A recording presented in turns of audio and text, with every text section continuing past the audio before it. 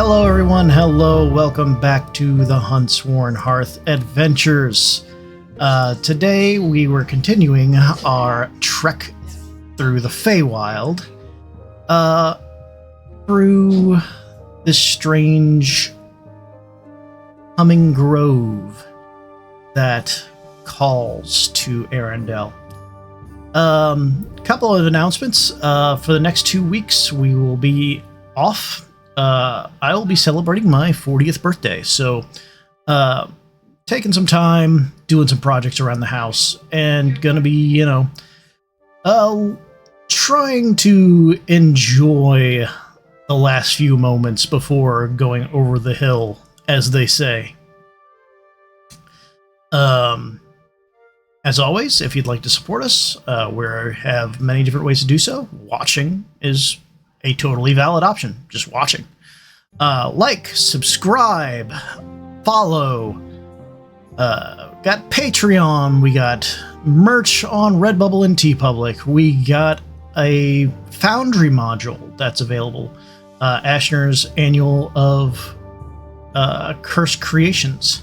And then we have a Patreon. So, all kinds of ways you can support us. And like I said, just watching is just fine with us. But without further ado, we'll go ahead and get to our adventure here.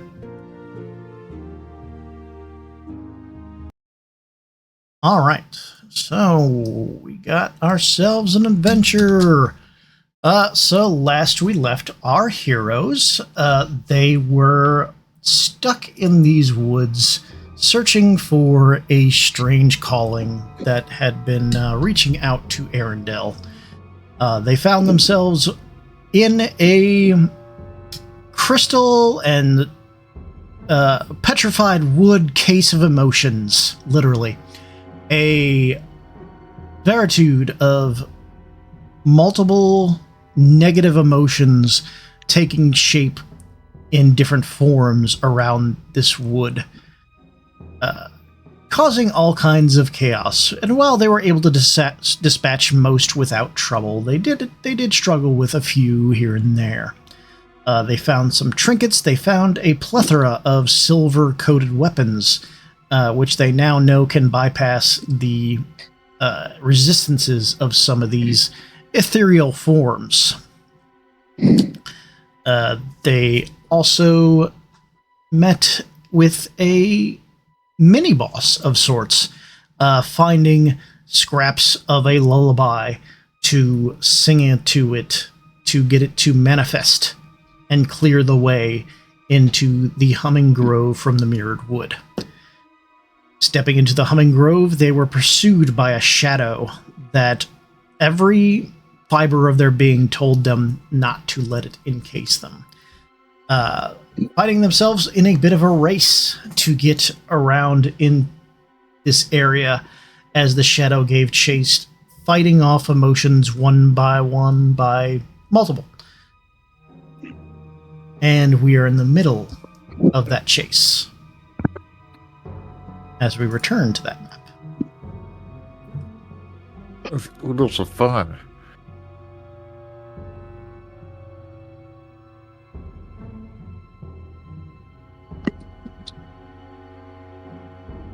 Welcome once more to the Humming Grove, where the music pours out into the woods. We are still in initiative order as the shadow pursues.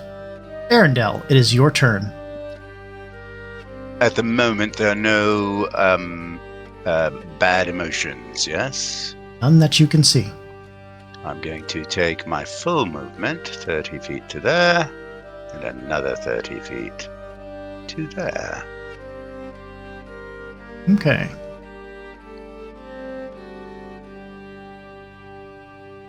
Shade Doctor, as you start your turn with your high perception, you notice that there is a crack in this crystal, large enough to stick your hand in.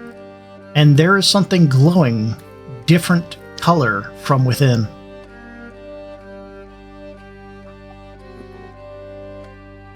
Go, huh? And stick my hand in and grab it. Give me a sleight of hand.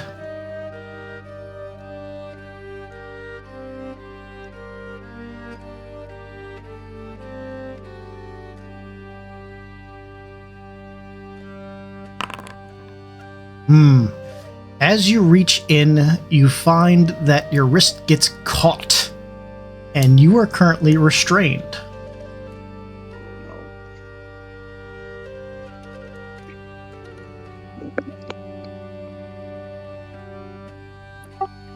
Well, do I have a hold of the thing? You do have a hold of it, but as you slip your wrist around it, you realize that you can't get your hand back out.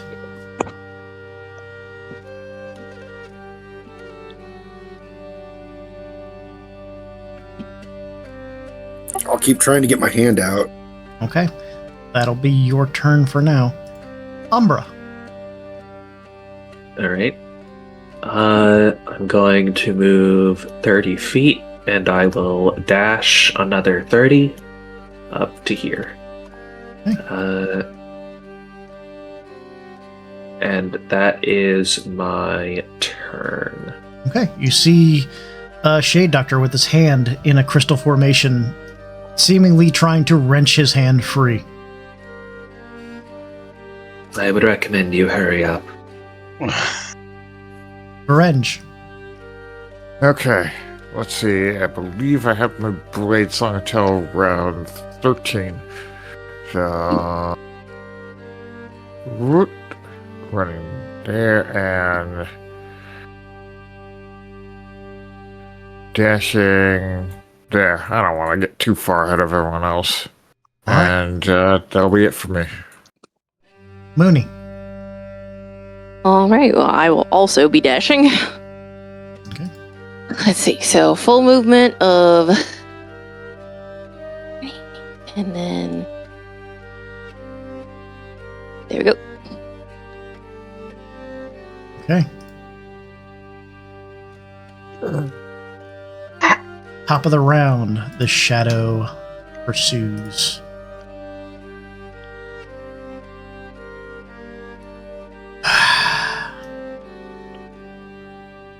Arendelle. Right, do we have time? Shade Doctor, I'm afraid I'm not going to be of much use in helping you get out of there.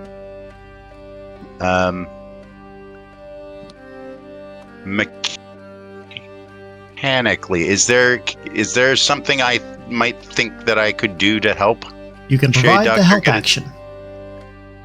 I will move 15 feet. Can I move 15 feet, provide the help action, and then take the rest of my 15 feet movement, or do I have to You would have to sacrifice remain that there. 15 feet? All right, that's still 75 feet away. I'm going to do that. I Okay. will move to here and get ready to help him try to get his hand out. Okay. Shade Doctor, you may give me another sleight of hand with advantage.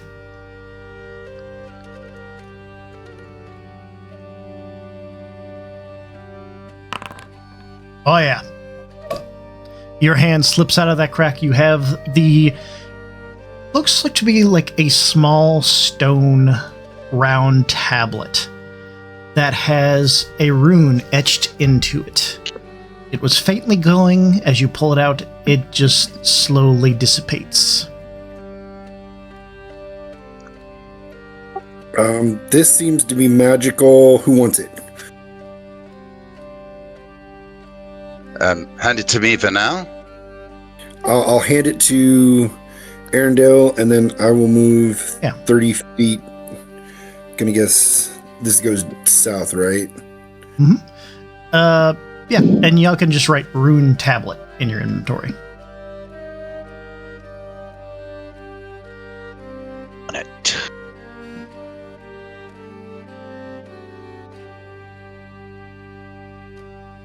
And then that's it for my turn. All right. Umbra. All right. I am going to move 30 feet. I see that.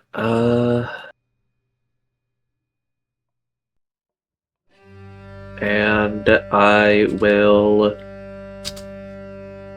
because we gotta carve a path anyway. I'll spend my action to cast.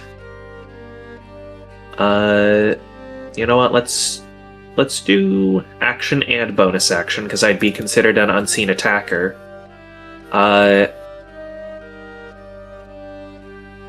For Sorcerer's Burst.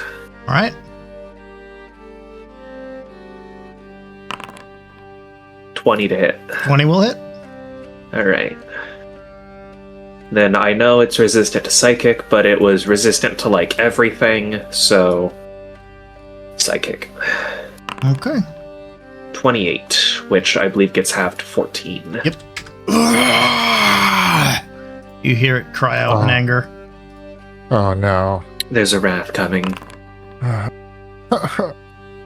Okay. On the upside, it'll have to spend like its entire turn getting to us. Okay, remembering how much it hurt last time. Wrench. I'm gonna cast Full Slip on myself again at 3rd level again. Cause goddamn. Yeah. Alright, so for 40 feet, I cannot see it. So I'm going to prepare an action to launch a fireball at it once it gets within my vision. All right. Mooney. Well, I think I have the least amount of speed as everybody, so I'm going to. Oh wait, I can't see the wrath. Is the wrath in front of us or behind us? In front. In front. Okay. We're currently sandwiched between wrath and the shadow thing that we definitely don't want to fall into. Right. Well, I want to move up. I can't see the wrath, so I can't do anything about it if I don't move. My bad. I used my action to cast False Life, so I can't prepare an action. Correct. Okay, I can't see it even here. Oh well. I can't see it either. Oh. About how far is it, neutrality? A little over 100 feet away. Oh Lord. Okay. Yeah, so I'd have to use all of its movement and a dash to get here, so that's at least a plus. That's 110. Okay, hold on. Let me see what I got. From me, at least. So, 5, 10. And you're 15 feet in front of me? 20 feet. Yeah. So for you, still, it'd be 90 feet in front of you. Yeah, so it still has to dash. Still would have to dash, based on what I remember. Mm-hmm. And then attack me 8 times. That's gonna be fun. Oh, okay. So I can't really help too much. There's really not. I think the best thing for you to do is just keep moving forward, because you can fly above it and out of its reach. Yeah.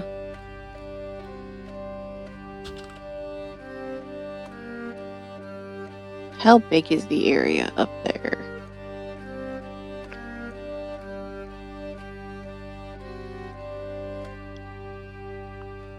It'd be like that. We could technically go around it. Is it coming... neutrality, is it coming here between these two crystals, or is it coming from here between these two crystals? Up from the south. This way? Yep. Okay. Okay, I'm going to cast Entangle right here between the... Okay, go ahead and place the measures template.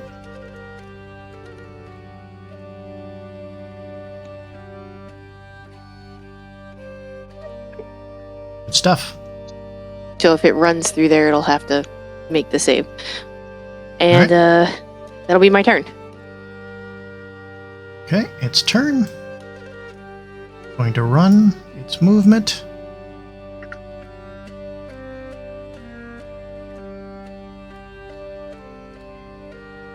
I believe the save is only if it's there when you cast it. Otherwise, it's just difficult terrain. It's just difficult terrain. Okay, well, anything to help Yeah. us out at this point.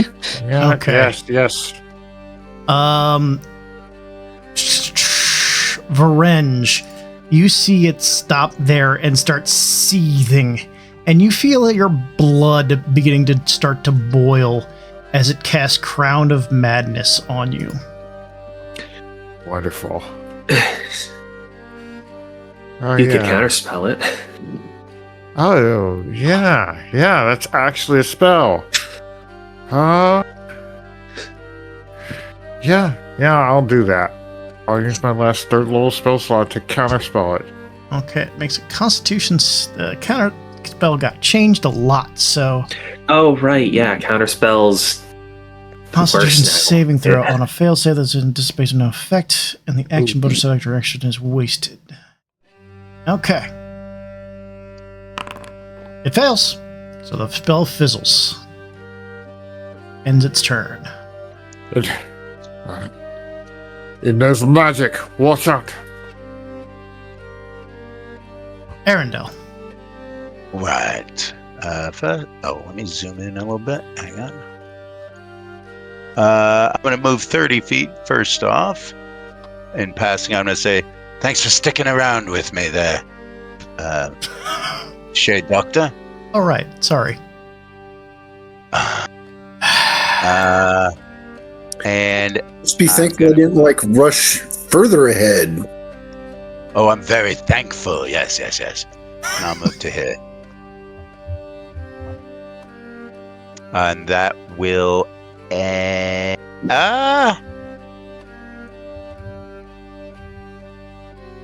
That'll end my turn. All right, They should not still be frightened, right? Shade Doctor. No, you're not frightened anymore. Okay. There we go. Yes.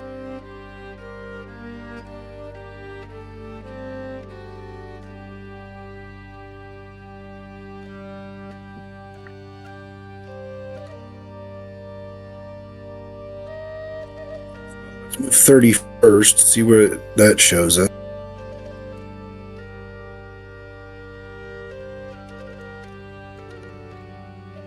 All right, you can Oh, see hello. the creature.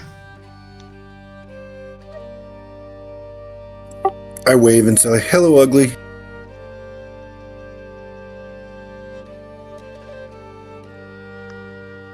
It seethes and boils. All right, So 5 is a normal shot.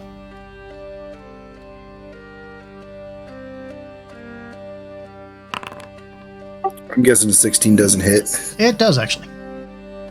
Oh, nice. 7 damage. Okay.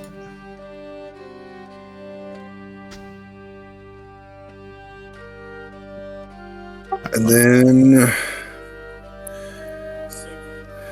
I will stay where I'm at. Okay.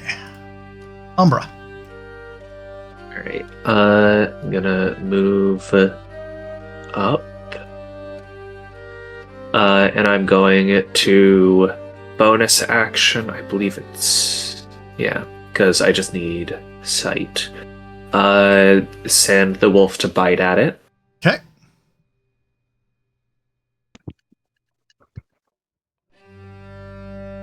Uh, 12 will guessing miss, that one unfortunately. hits. Alright, and then as my action, I'll Sorcerer's Burst. Sorcerer's Burst will hit 11 Psychic. you. Halved to 5. Right.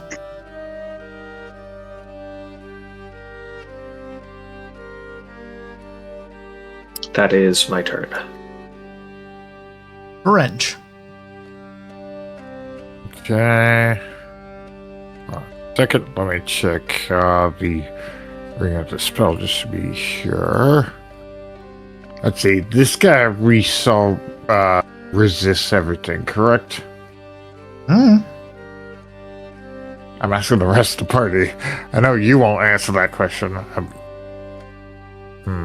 Well, I don't remember what they resist. I think it was like everything but force, I think. okay, and I do. Let's see. I only have one force spell, and I will not be able to get in range to use it because it's a range. So Sword burst. yeah. So I am going to go to here, and I guess now's the time to cast a new spell I took. I'm going to cast Shadow Blade. I don't need to roll a damage roll. Yeah, it doesn't have an attack. It acts like a normal dagger, essentially, so you just roll... Yeah, let's see. Let's see. Is he in range? Can I throw it? Yeah. He's 25 feet away, so I would be at a disadvantage, wouldn't I? Yes, you would. What would the roll be? Would it be a normal attack roll, like I'm throwing a dagger? Basically. Alright, so I'll just roll for one of my daggers. Hmm. But I add my intelligence modifier instead of my dex modifier because of my blade song. Yep. Yeah, but it misses. Yep. The Shadow Blade arcs into the distance and reappears in your hand. Mm-hmm. Alright. Alright. Is that end your turn? Yes. Moni. All right.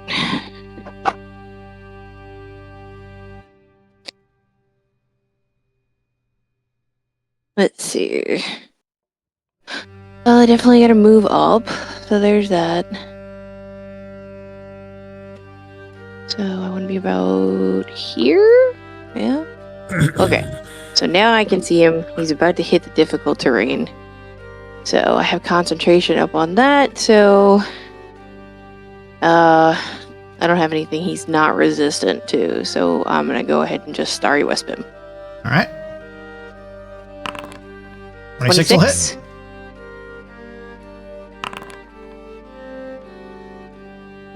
Okay. It is bloodied. Alright, Okay. well I will just keep the concentration up on my entangle. Oh. Brenge, how much health are you short? I am only at 4 health. Oh wow. Okay. I will bonus action healing word. Ah, thank you. Roll. And then it's an extra D4 or D6 for me. Extra D4 for your blade. Yeah, okay. Yeah, So that's okay, 11. All right. Much better. Alright, and that'll end my turn. Okay, Wrath's turn. He stares down at the entangled terrain and rushes through it. Doof, doof, doof. Ripping himself through it as it marches up to Brenge with 40 movement speed. Oh boy. And slams down with those fists of energy. 3 attacks. 25. All right, that hits. 13. That one misses. And 27. Okay. 2 of these will hit. 10 damage. Okay. 12 damage. 22 damage Alright. altogether. Manticore cloak. Okay. Oh yeah. Yeah, only 2d4. First, I'm gonna see if I can maintain my concentration. What was it? 3d4? 2d4. He hit you twice. 2d. 6. Okay.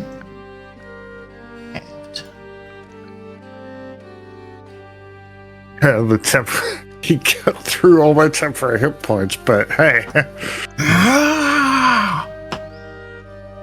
End of his turn. Yeah, if I looked that ugly, I'd be angry too. Shadow. It's closer. Arendelle. Oh no.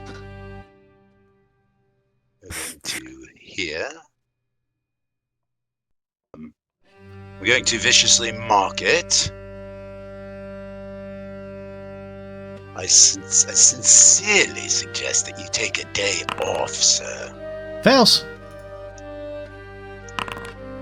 10 psychic. All right. It takes half.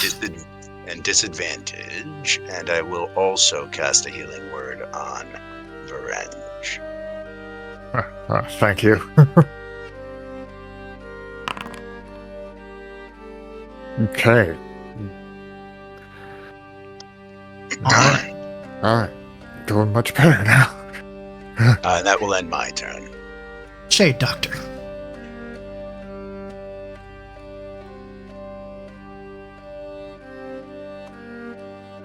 So let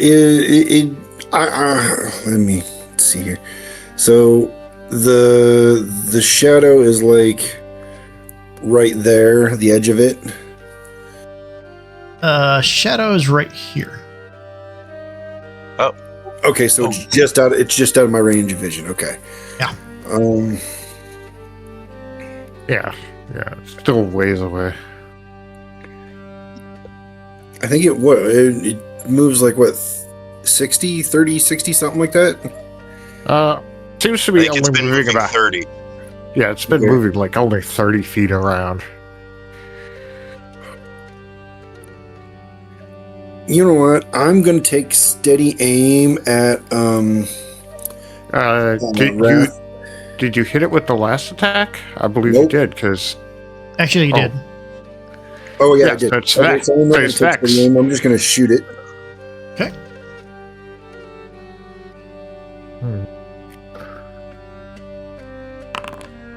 All right. Normal attack.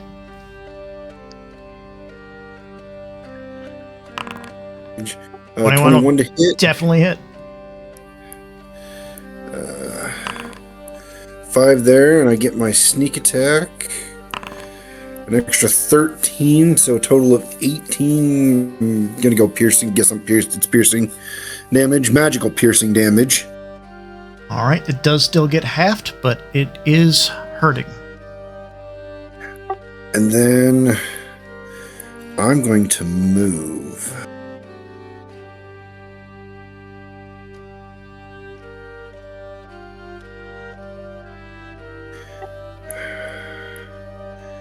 I don't want to get too far ahead, but I still want to get ahead. Would I have half cover of being there behind this crystal? I mean, he's not really using ranged attacks, so I'll say. Well, I know, but he did have that magical spell for Vringe there that he countered. Yeah, but half cover doesn't have effects for saves. Only for I think it only does You it. might have things Saves, that I don't believe. require saves. X saves, I think. Cover affects deck saves. Same does? way it affects attacks, yeah. Oh, Plus Yeah, 2. Crown of Madness wasn't a deck save, but Well, he could have something that does dex saves. He could have something that has That's true. because we haven't seen his full capabilities. Okay, We've so only seen a little bit before we've killed it. 4 yes. If So, he doesn't I'm- move right there, I would give you half cover. So yeah, I'll stay right here and wait for everybody to catch up. All right. Umbra. all right. I am going to bonus action send the wolf.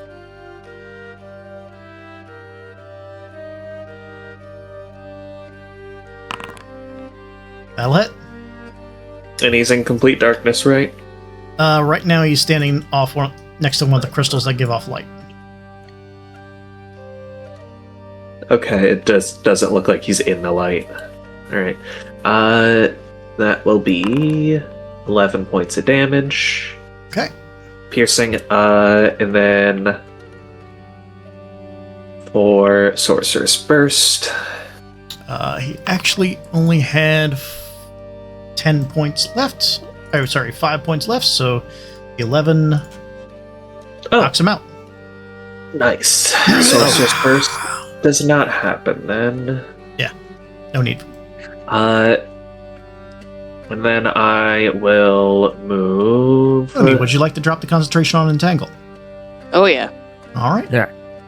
Hey, 20, 25, 30. And then I don't need to see anything dash for that. We've gone through all the emotions in this path before, so that should be the end of it, right? Right? I mean, we are starting to get to a point where it's looping in to the middle. So I think we're just about at the end. It's a spiral.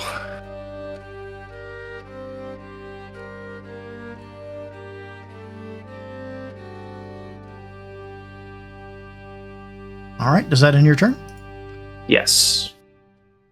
Orange. Okay. Blade Song's over, but hold off on doing it again, because far enough ahead. Dash over here, and I'll end my turn. Mooney. Okay, well, definitely running this way. That's my first set. And I will dash for my second. And that'll end my turn. Okay, end of your turn. The shadow creeps.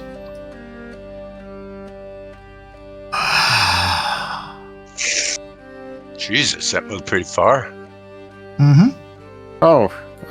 Is it moving faster? Oh, wonderful. Arendelle. It's only 30 feet behind me. Well, let's do everything possible to make that not a thing. 1,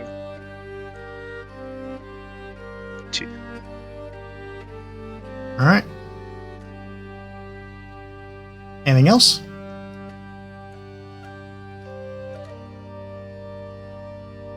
How is everybody doing with their temporary hit points?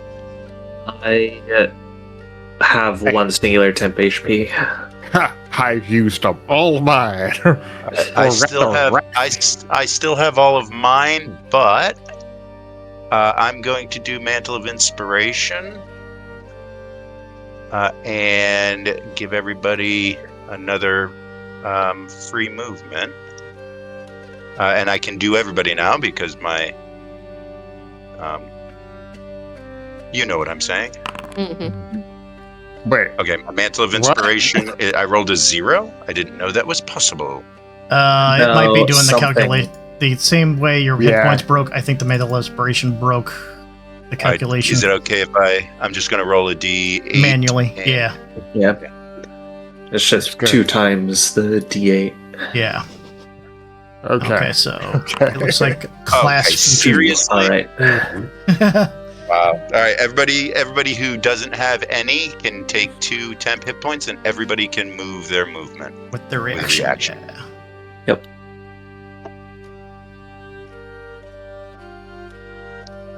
Oh, not the measuring tool. Yeah. And that will end my turn. Okay.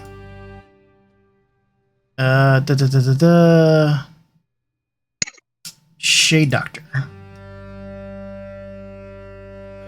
Well, looks like I'm lagging behind. That's what you get for getting your hand caught in a tree. It was a rock. I got it stuck in a rock. It doesn't matter.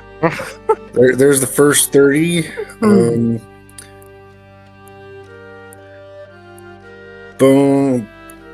Bonus 30 there.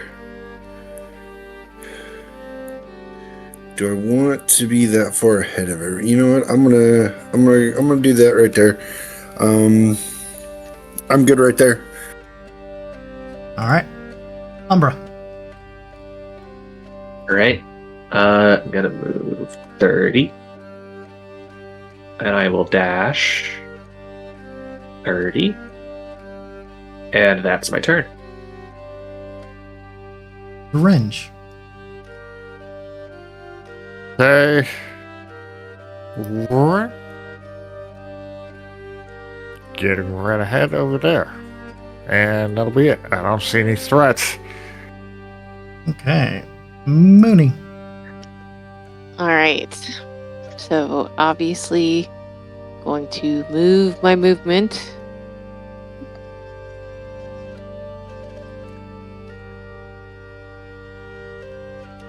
I don't want to get too far ahead, so yeah, I'll go ahead and dash, but I'm not going to take all of it. I'm just going to get a little bit farther.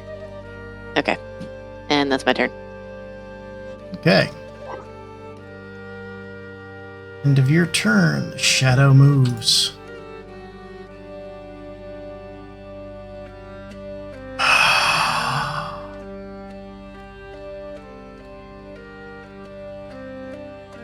The shadow is moving more than 30 feet in a round. So should we speed up a bit more? I mean, some of us can't speed up any more than we already are. I'm just taking my full dash.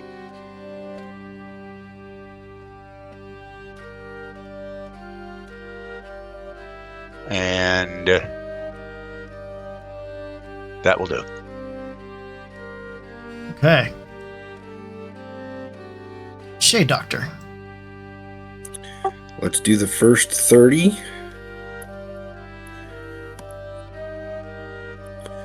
Bonus action dash.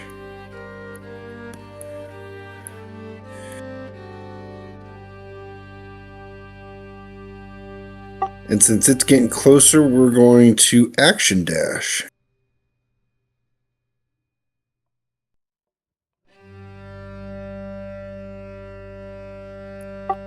And I see what I see. Yep. There's a sorrow up ahead. Not for long. Yeah, just a little sad guy, and then I'm done with my turn. All right. Guilt strays into the path in front of you and gives a glare. Shade Doctor. You succeed. No issue. Umbra. I believe. I should be an unseen attacker against that guy, right? I believe guilt is vulnerable to psychic. Boomstick Sorceress Burst for psychic damage. Okay. And I'll have advantage for being an unseen attacker.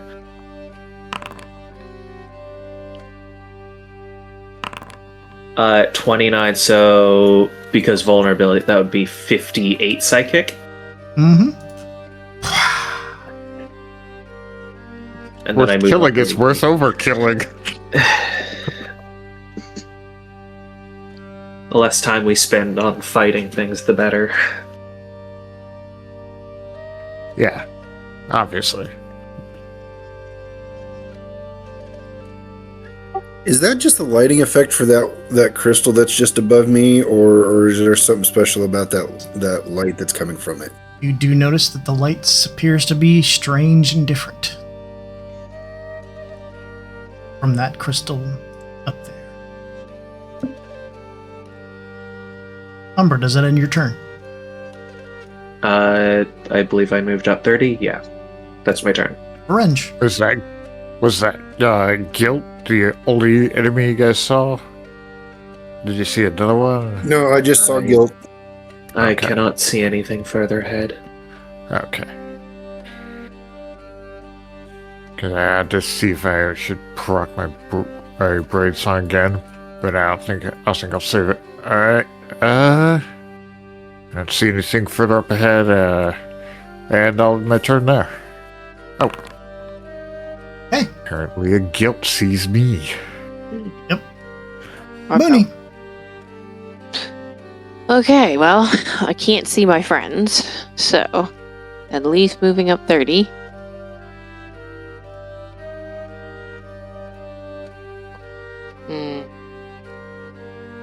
Decisions.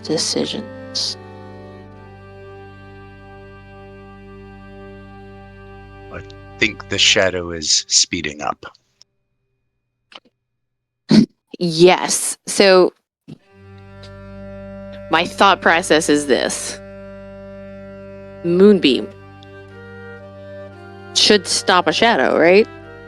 Because it's lights up the whole area, or flame sphere. One of the Give two. me an insight check. Okay. 26. Something in you tells you that there is no stopping the shadow. It is something different than merely shadow.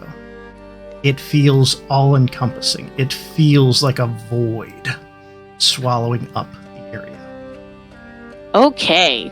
I am dashing. With the 26, you also gauge that the faster you go, the faster it follows. Faster. Me specifically, or all of us as a group? Everyone as a group. Oh! I think I got it. It's matching pace with us. It's running us like we're dogs. So, if we... Wolf. So, Shade Doctor, stop taking all three of your movements. So if we Yeah. all just move 30, it should just move 30 and we don't have to waste all of these stuffs. And we can just, attack anything that comes in front of us as long as we move our 30 each turn. It won't catch us, but at the same time, it won't make us run so hard. Since you rolled the 26, you basically get the mechanic. It is going to move 30 every round unless you guys get You move more. You get a certain distance away and then it moves faster. okay. So it speeds up to try to catch up. Correct. That is a funky So- speed ability. All right. All right. So it's really just corralling us. It's not trying to chase us down. Oh, it'll straight up it'll go 30 and chase you down, but the faster you go, the faster it's going to go. Okay. Yeah, it's just if we don't move, it'll catch us. If we go faster than it can move, it'll speed up to just maintain pace with us. Yeah. Okay. Okay. All right. So we'll stick together. We won't move too far from each other so that it won't become a problem for the slower party members. And Mooney, was that the last of your turn? You did sprint 60. Yeah, I did, didn't I? Well, I kind of did that before I let you explain everything, so that was my bad. So I'm going to accept the 60 this one time, and then I won't do it again next time. All right. A gilt that you can just see around this rock up here, Venge, peeks its head out and gives you an accusatory glare. Yeah, okay. 15. Succeed, no problems. Arendelle.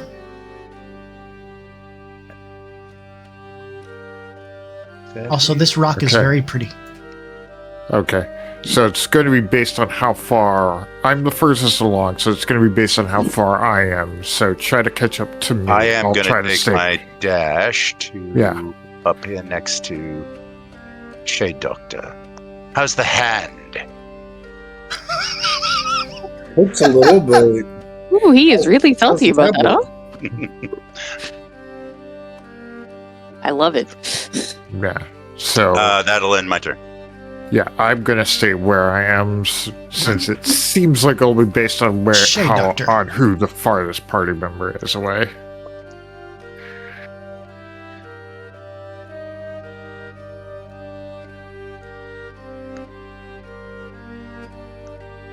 Doctor? I'm gonna move up with Venge. Okay.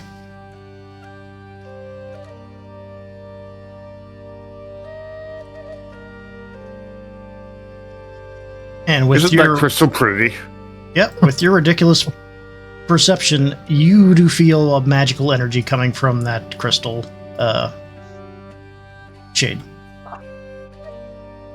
Ooh, the pretty one's magical. This is magical, but let me take a crack at this. I'm going to shoot guilt.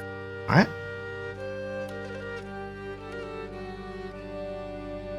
I forgot I used it. All right. So this will be a weak shot. It's pretty fitting that the Shade Doctor can't do much damage to guilt. Natural 1. The strings become ethereal as you fire the bow. It is unusable until the end of your next turn. So I'll look at it and be like, "Ooh, this is a pretty rock over here." I'll take a look at it in a moment. One of you magic folks wants to take a look at this. Maybe do a little bit better. I don't understand magic that well. Yeah, I'll handle it. I'll handle it. And then that's it for me. Umbra. I should be out of its sight, so I'm going to attempt to delete it with a boomstick sorceress burst. I am an unseen attacker currently, right? Correct. That'll hit. 44 psychic total. And I will move up 30. Okay. That is my turn. Orange. Okay, I'll move over to this crystal and attempt to give it a quick examination. Give me an Arcana. Okay. 12. Okay.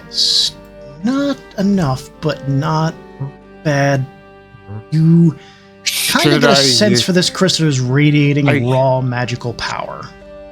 Can I use my inspiration to reroll that? Go for it. Might as well. 16, much better. 16 was the required item. As you kind of examine the crystal, this crystal is giving off raw magical energy, and you feel like you might be able to tug on some. Do you touch the crystal? Indeed. As you touch the crystal, the light dims and fades from it, and you restore a 3rd level slot. That's excellent. If you would have rolled below a 10, it would have stunned you. Yeah, I'll keep that. Alright, so I'll keep that handy. And I'll stay right there. Weird. Alright, Mooney. Alright. I'm just gonna take my 30.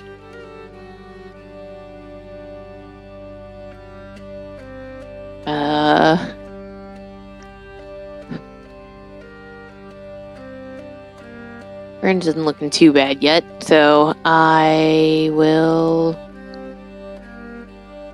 end my turn there. Okay.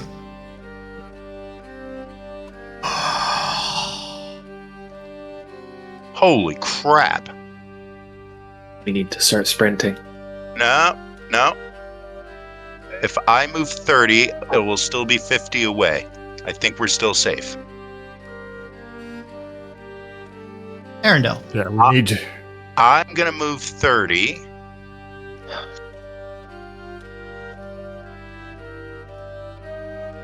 And I'm going to play the tune that unlocked the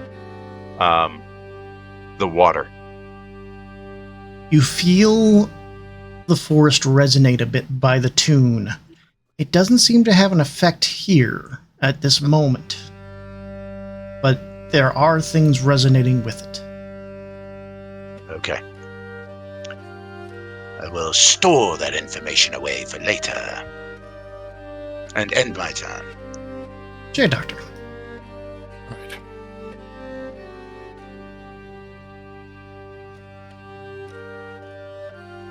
So moving 30 would still be fine.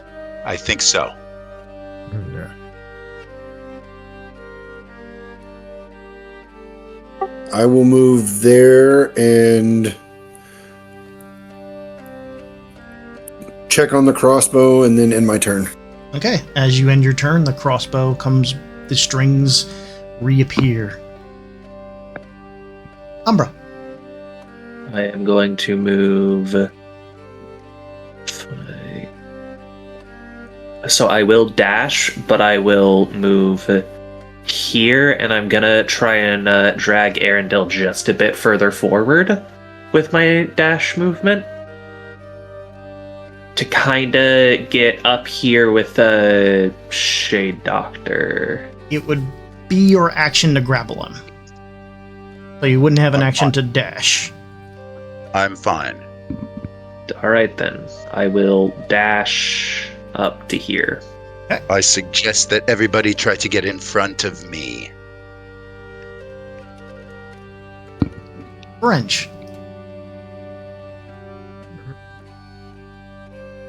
You know what?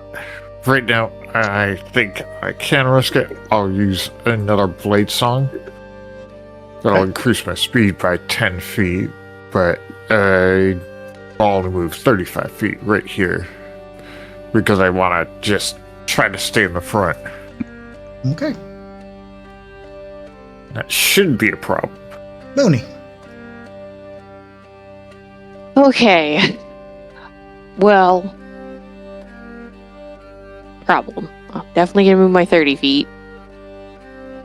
But then we've already had people kind of dash this turn, so it's kind of like,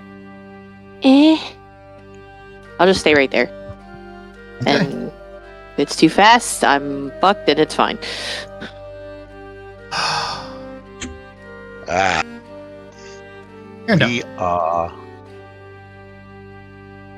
We are fine. It is not catching up as long as you all stay in front of me on your movements.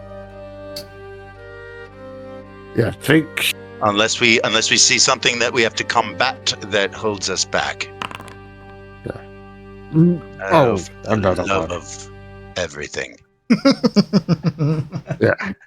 Well, I don't see it, but I think I'm pretty sure it's that's the based end on. of my turn.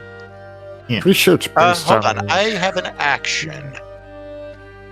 I would like to. I don't think I can do that. Make a sarcastic remark at it. I was thinking no. I was thinking of hiding, but I'm literally standing in the middle of the path. That will end my turn. Okay. Shade Doctor. Oh, I'm sorry. I am going to use my action. Okay. I am casting Blade Ward on myself. Good deal. Honestly, a great spell now. Yes. And it Actually wants me to worth using. put a template down. I don't understand that, but Yeah, I don't understand that either. so any attacks against me are -2.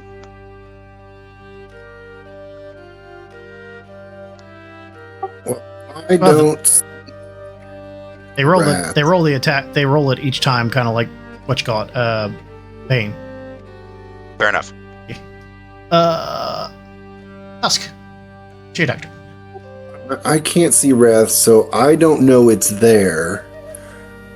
Unless it made a noise of some kind. It made a sound that sounded a lot like a die rolling. Arendelle, when you finished playing the lullaby, you did feel kind of the forest start to shiver, and a distant in the distance. It is a lullaby. Okay, that's good to know.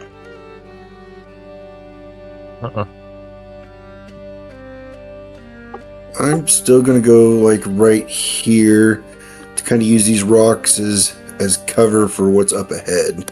All right. I still don't see anything, so that's my turn. No.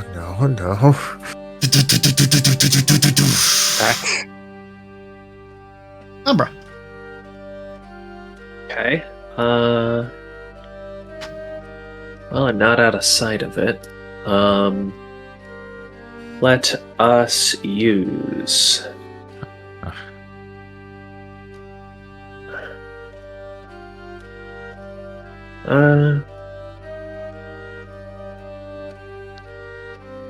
I believe this thing was immune to being incapacitated.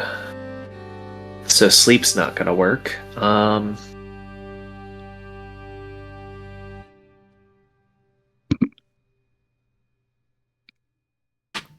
I'm going to just boomstick sorceress burst, I think. Actually, no. Let's cast... Let's just normal cast sorceress burst at it.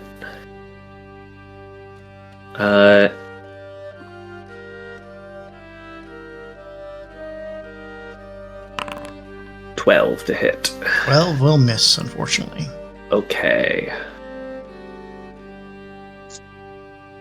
I can't remember if I've used sorcery points in here, because it looks like my sorcery points also got messed up. I will move up 30 feet. And that is my turn. Alright. Orange. Okay.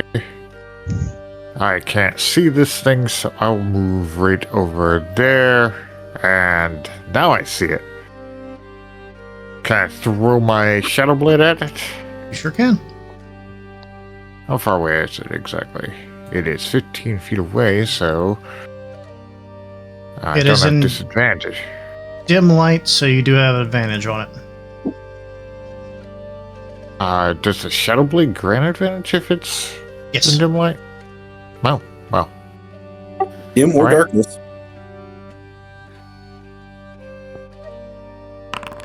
Yeah, 26. That'll hit. Alright, so the Shadow Blade... What was the Shadow Blade damage?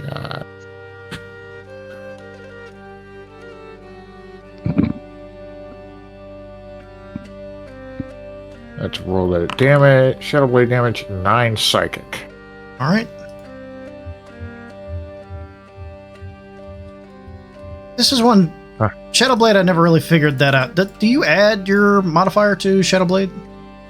No, it just says, yeah, do 2d8 psychic damage. But it's technically a simple melee It is a weapon, so weapon. you do add You would add your dex. Yeah, your But since you're in Blade Song, it would be using your int. So correct. So instead it's a 13. 13. Alright, Okay. I was going rules as written, but if that's how you say it, but Rules is written. Oh, It's creating a simple melee weapon. So it's technically the damage is 2d8, but it still acts as a simple melee weapon. So it has the modifier attached to it. Okay. Mooney. Okay. These guys are gonna turn this corner without me. That is my 30 feet. And now I can see our friend. Yeah. Now's a good time to place a tangle on him. We don't have a lot of room. Yeah, no, you I'm gotta just gonna go ahead and moonbeam him. Oh, yeah, that works too. Okay, moonbeam.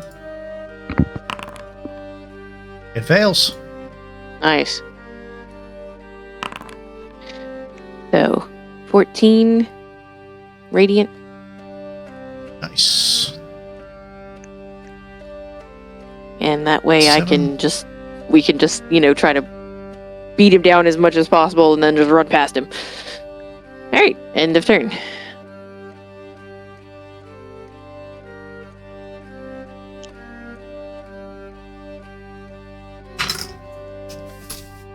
Yeah, I'm trying to position myself so you guys can get around him. Like, to Jojo? hold him down. Yeah, sorry, its hit points aren't working, so I'm having to write down its hit points manually. Oh, okay. Yeah, a lot of things are not happy today. Arendelle, the shadow moves.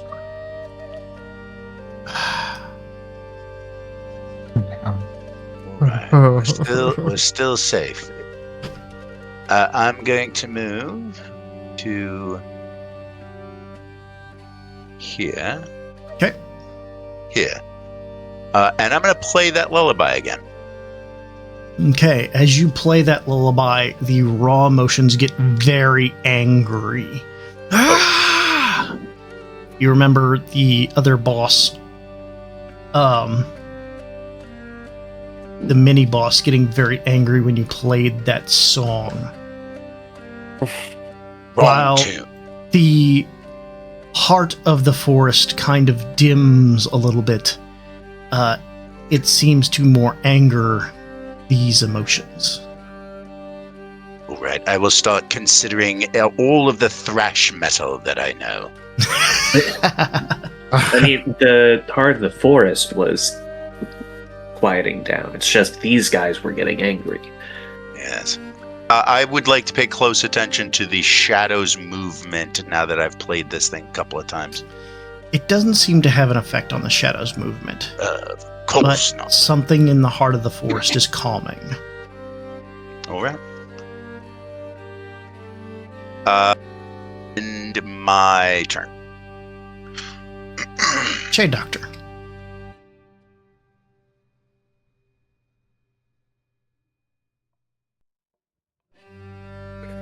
I am going to shoot it.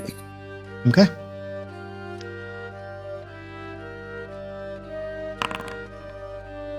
Normal shot. 19 to hit. 19 will hit. Damage is a D6, so 4 piercing damage there, halved to 2.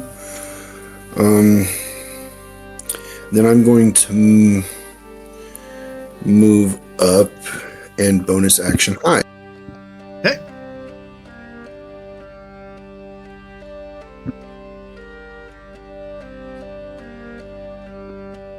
That's stealth chip. 15, okay. Not my greatest, but... All right. It's its turn. It rushes out. I cannot see the last person that hit him, so he's just going to go here.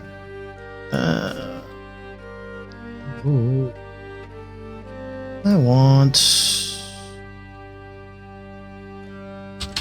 Oh, that's interesting. Why can't I type anything?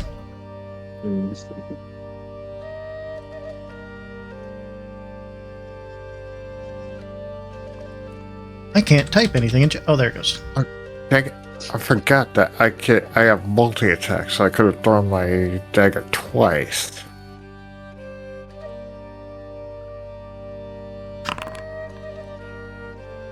Okay, 1 at Varenge, 2 at Umbra. First attack at Varenge. 23 to hit. That hits. 13 damage. Okay. Next 2 at Umbra. 19. And 17. I will cast Shield with my reactions. Okay. Forgot about my temp HP. So, adjusting. Slams Varenge into the ground. And then goes after Umbra. Bouncing off the arcane energy. Umbra. Okay. I am going to. I can't remember if this thing how this thing reacted to necrotic.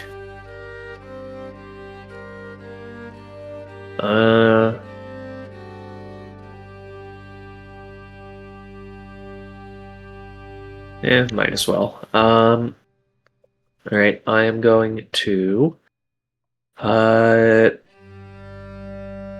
pop a use of my innate sorcery. Okay. And I am going to cast in inflict wounds on this guy. Alrighty.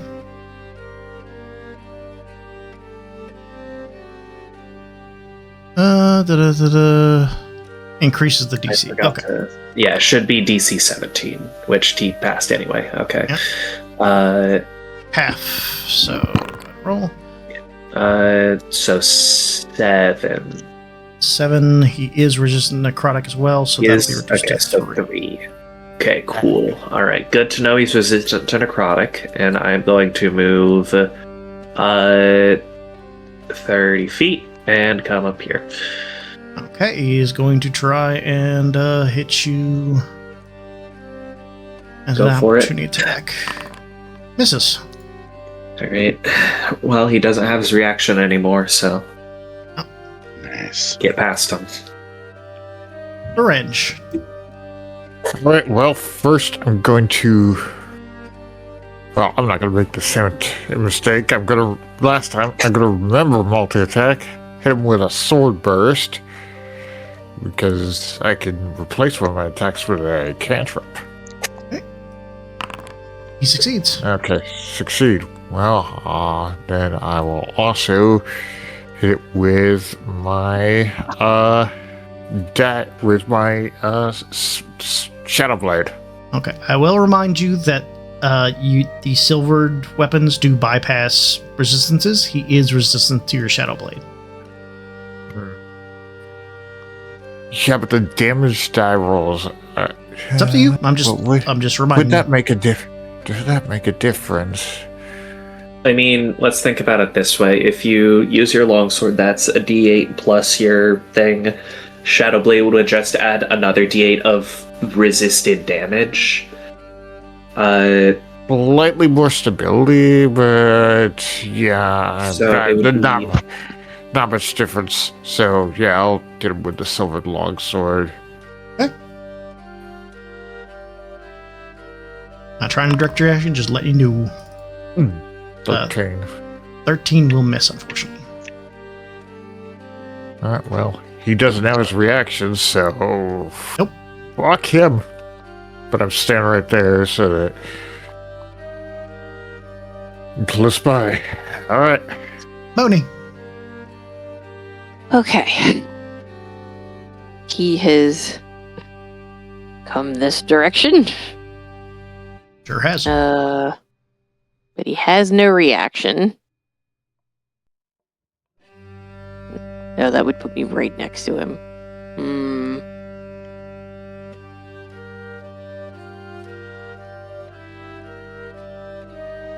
I'm gonna come over here. Okay. And then move my moonbeam on top of him. Okay.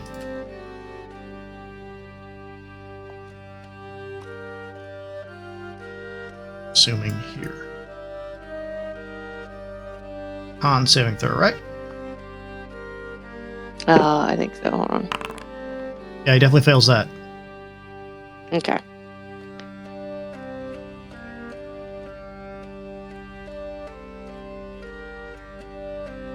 Why did it do that? I don't know. Okay. So it's 2d10 radiant. Okay. So 5 radiant damage. Alright. It's resistant, so he takes 2. Oh, God. And I will also frostbite. Con save. Isn't it an action to move movie? Bonus action. Yeah, it's a bonus action to move it. It's like flaming sphere. I'm pretty certain. Let me go look. Moonbeam is an action to move, I'm pretty sure. While Flaming Sphere is a bonus action. What? Oh. Yeah. Did they change that? Oh, my bad. No, just Moonbeam's pretty badass, honestly. It's Okay, never mind. That's it. End of my turn. alright. Oh. Arendelle.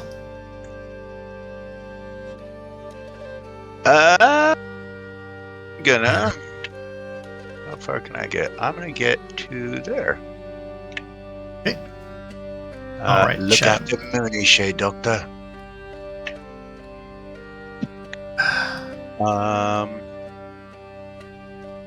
And give me 1 second. It is still, yep.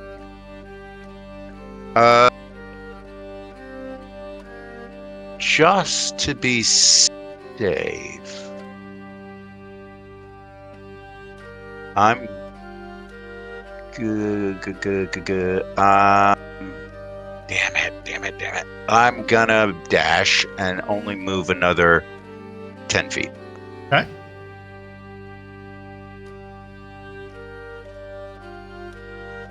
To there. All right. J-Doctor. Well, I was gonna shoot him before I move, and I hit him last turn, right? Yes. So I get advantage on this. Come on, 6. That's not a 6. 3. It's normal at least. It's not a weak shot. So it's a 17 to hit. Will hit. That is 8 damage there, and then sneak attack. Another 14. Nice. So 22 halved is 11. And then I'm going to like run past it and like yell at it and get its attention. Okay. It is bloodied. Did you steady aim? It did not. No, I Sorry. didn't. I had advantage He's because I was expert. Okay.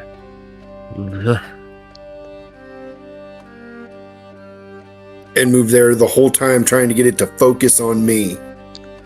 All right. Is its And turn. that's it for me. We're the last to hit it, so it will go over and make 3 attacks at you. 25. Yeah, that hit. Natural 1. That's a whiff. 21. And that hits. All right, 2 hits. 9 damage. 11 damage. I will uncanny dodge the 11. Gotcha. So that would be 5. Correct. And 9 is 14 total. Correct.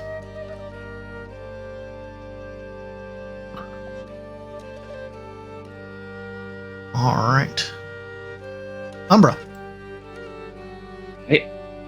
I am going to, since I have innate sorcery up, I am going to boomstick sorceress burst. All right. 26 will hit. We haven't come across a damage type he doesn't resist yet, right? That I can do with Okay. sorceress burst. Yeah, besides force damage, we know he takes the full of that. That's about it. All right. I'll just stick with psychic then. 13, which would get halved to 6. Then I will move 30. Still up, but barely holding together. All right. That's my turn. Orange. At first, over here, and I'm going to cast Sword Burst. Right. I need to put a measurement template. Succeeds. Dang it. That almost is not worth it.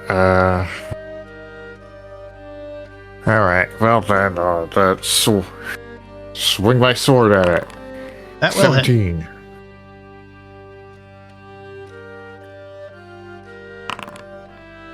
Nine slashing. And the 9 Yeah, goes silver. through with the silver. That is Alright. 40.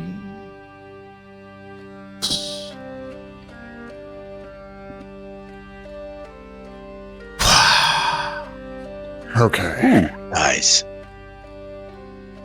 Alright. Then I'll move up to here.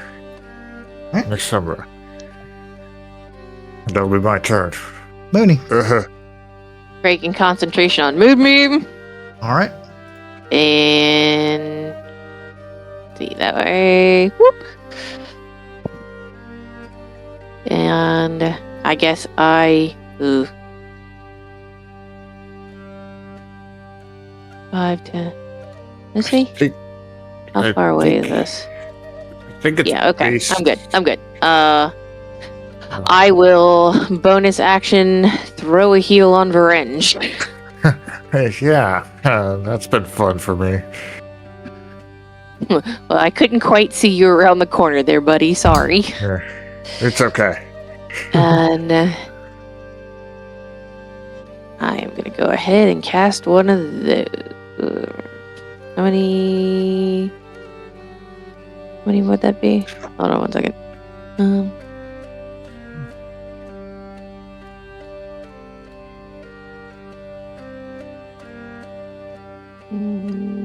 Gonna cast at a second level. Oh, thanks. And then there's Yep, so 15. Well, much better. I'm at 28. Perfect. Okay. And that'll end my turn. Okay. The shadow grows closer.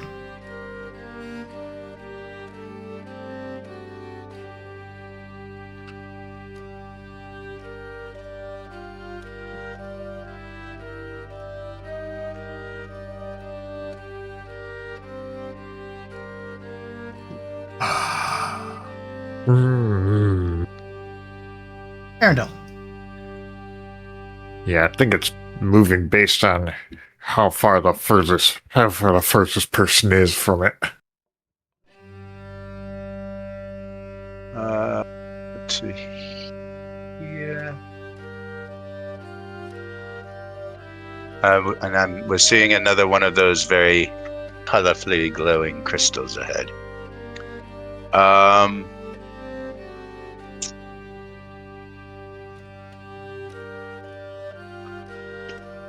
Bloody hell. I'm gonna... You know what? I'm gonna hold a vicious mockery just in case something comes charging at us in the next round. Hey, Doctor.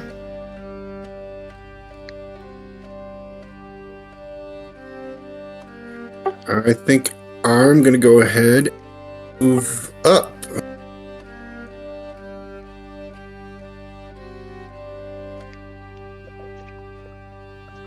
To there. I'll be Shade, right back. with your high perception, you see a skeleton nestled between these crystals here, clutching a leather case. I will bonus action dash over to it.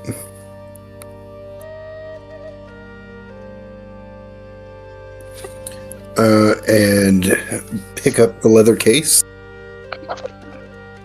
Give me a wisdom saving throw. You're good at these.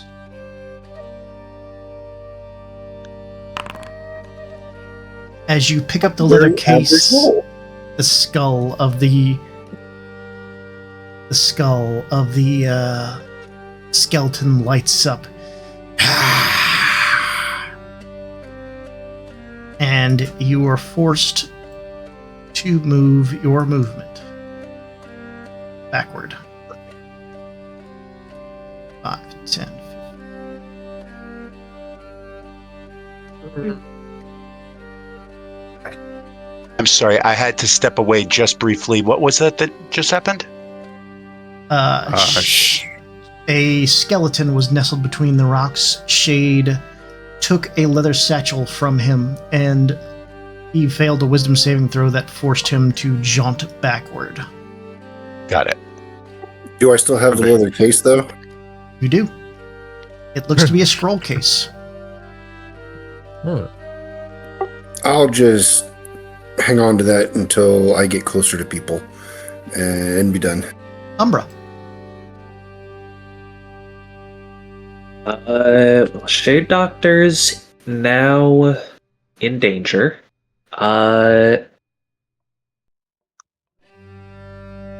Yeah, I, 15. the player, think that the shadow moves based on how far the furthest person is from it. So I think would be safe from the dash to catch up to us. Yeah, but he won't get his turn until it goes. And if it's going to move 30 feet, then he's going to get caught at it.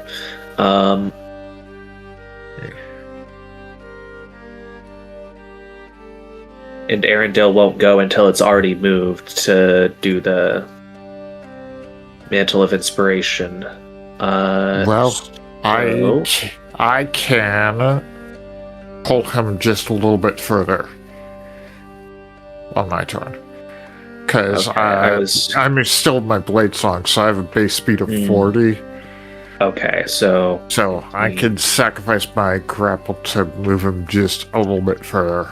Yeah, because you'd be able to get him up 2 spaces pretty much, I think.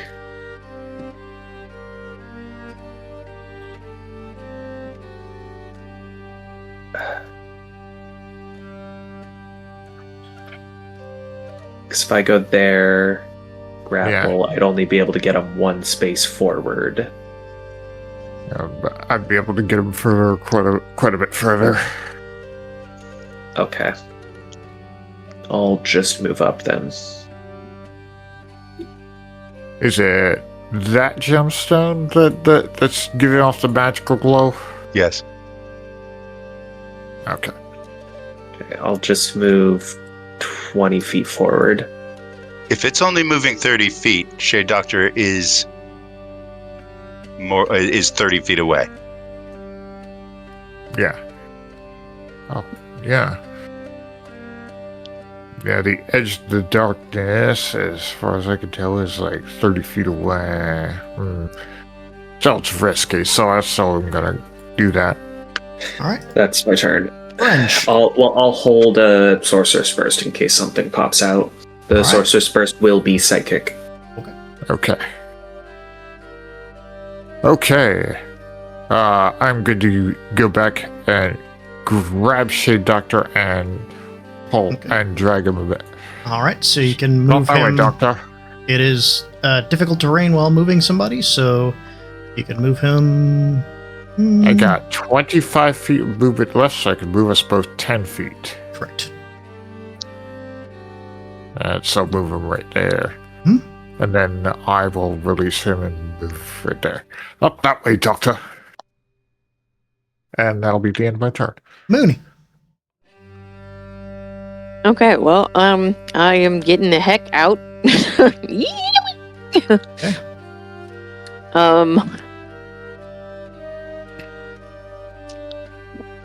And let's see. You guys... I mean, Shade could use a little bit more health, but you're not too bad off. I think I will just end my turn here. Alright. Yeah. How fast was it moving while we were dashing? While we were all dashing? As far as you know, from the previous insight check, it moves 60 feet when people are a certain distance away. So, it's only when we're a certain distance away. And I'm pretty sure it's based on the closest one to it. It's not the one that's furthest from it. Okay. Arendelle, your turn. Alright. I don't know how, but it seems I've gotten myself in the lead. I'm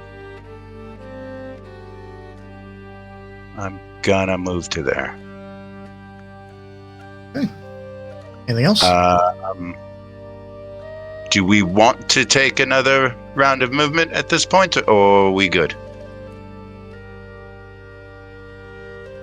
I think we can risk dashing this time. But then again, the corners are getting tighter, so it's harder to see what's coming. See, before Umbra could see quite a ways ahead. I'm okay. I'm gonna dash and move another 15 feet. But if everybody else wants to dash and get ahead of me, we can do it that way. All right. So that will end my turn. Shade Doctor.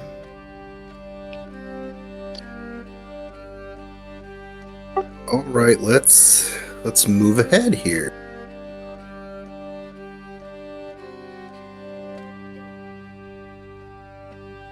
First 30, and then I'll go to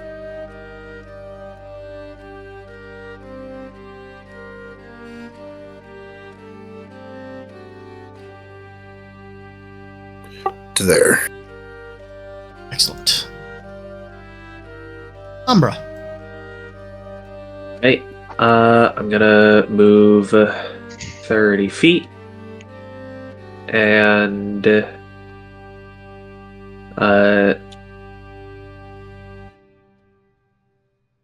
that will be it, I think.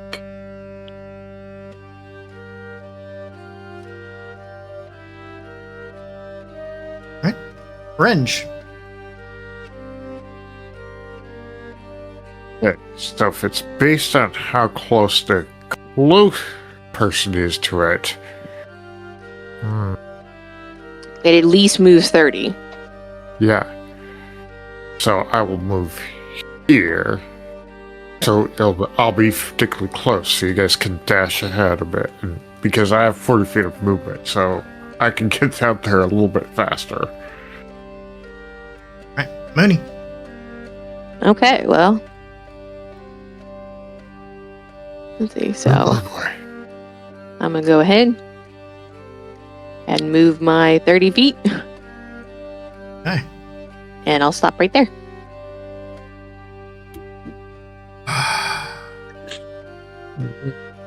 Arendelle. All right. Well, I'm going to take my 30 feet toward this crystal and take a look at it.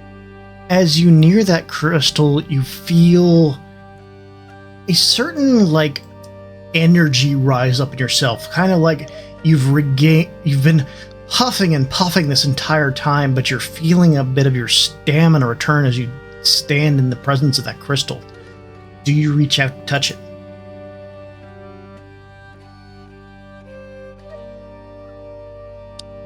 Sure. Okay. Give me a charisma saving throw. Oh. Can I use my inspiration to reroll that? Sure can. That's better. Yep. All right. So the negative effect doesn't occur. The positive effect occurs. But you are kind of full up on I was afraid of that. things. I am down one spell slot. Let's see if the effect is actually better than what you currently have. If it matters, I'm also down 3 bardic inspirations. So your temporary hit points go up to 13 and replace the 10. And the crystal fades.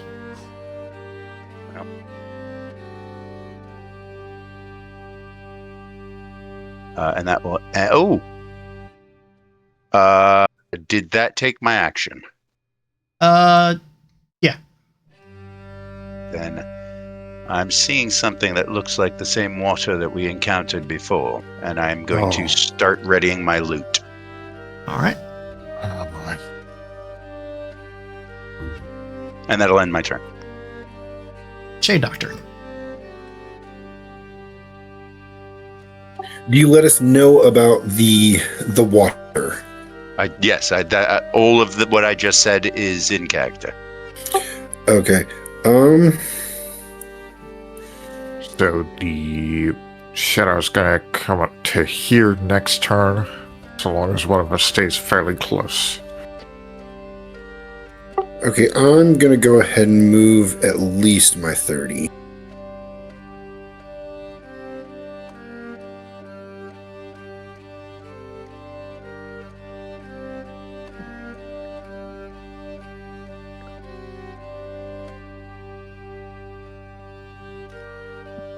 Okay, is that in your turn? Yeah, I'll stay there, and if anything comes at us, I'll hold an action to shoot it. All right, Umbra. All right, I'm going to move 30 and hold my action for a sorceress burst. Revenge. I'm going to move right up to there and stay there so that the shadow doesn't move too fast. Mooney. All right. Well, You can risk dashing. yeah, I think I'm gonna have to. I'm gonna have Yeah. to, because because Okay. and I will technically dash and take like 15 more feet, just to get far enough away. All right, and that'll be my turn.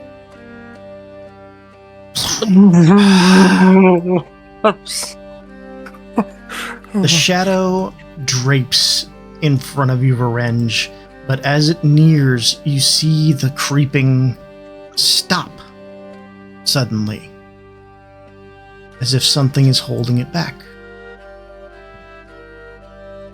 Shadow stopped. Excellent. Oh, are we out of initiative order? We're out of initiative. Whew. Okay. I think we're near the end of this. Whatever. The glow that this crystal gives off is welcoming. Unlike the waters of before, it's not water so much as an ethereal light that welcomes you in. But what's over here? Checking that. Oh, there's also glowing in this one. But what's with this one?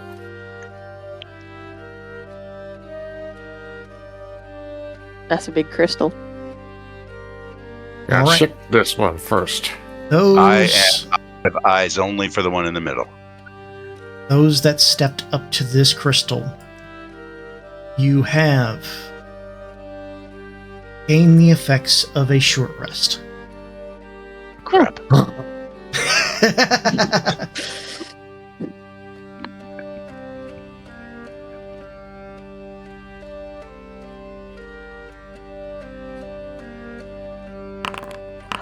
Oh, I did that in the wrong order. I should have gave myself a spell slot back first. Oh well.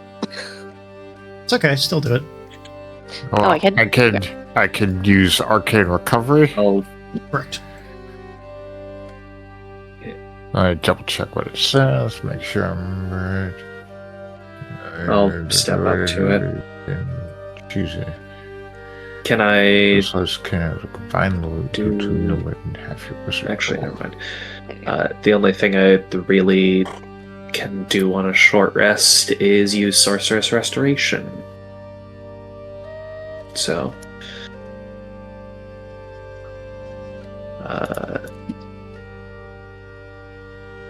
I'll have turned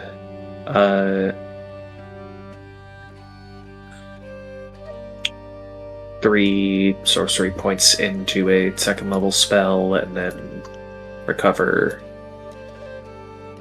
sorcery points. Okay.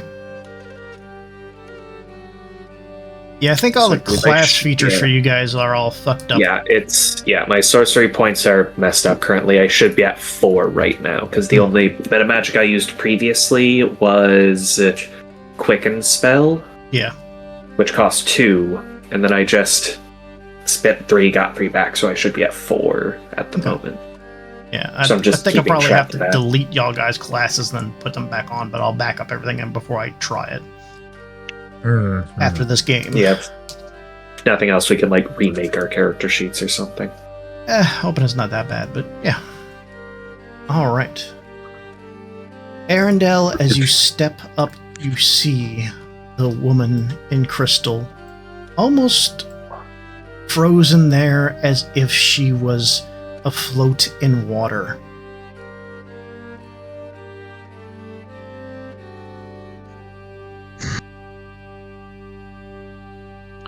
I'm going to step close and ever so gently, I'm going to lay my hand against the crystal. As you put your hand upon the crystal, you feel a rush of all these different emotions, these emotions that you've encountered, glorified and brought forth 10 times over, with almost like notes accompanying them in your mind, each one a song. Songs of anger, songs of guilt, songs of stress, songs of every one of these negative emotions flow into you. These emotions are coming from her. And as you hold your hand there, everyone else sees your eyes almost turning back into your head as a black hand comes out from the crystal and slaps against the side. Another hand of black energy reaching out, slapping against the side as a blackened image of the woman pulls herself free. The ethereal energies gather. Alone! So alone!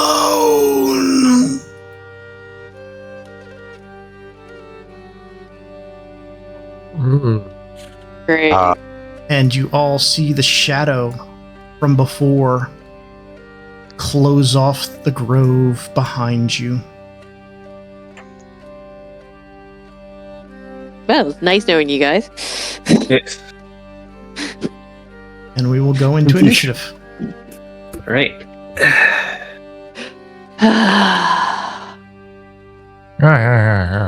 All right.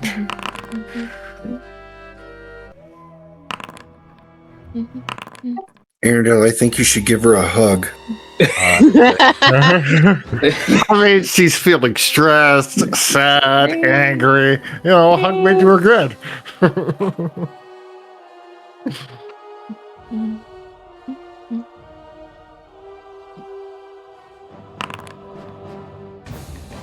All right, as this creature pulls itself from the stone, she looks at all of you.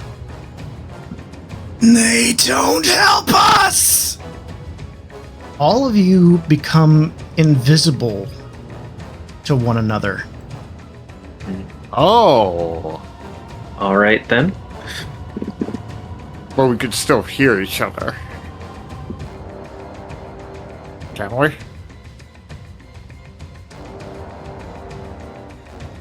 You do not hear each other. Oh boy. Can we still hear her? You can see and hear her.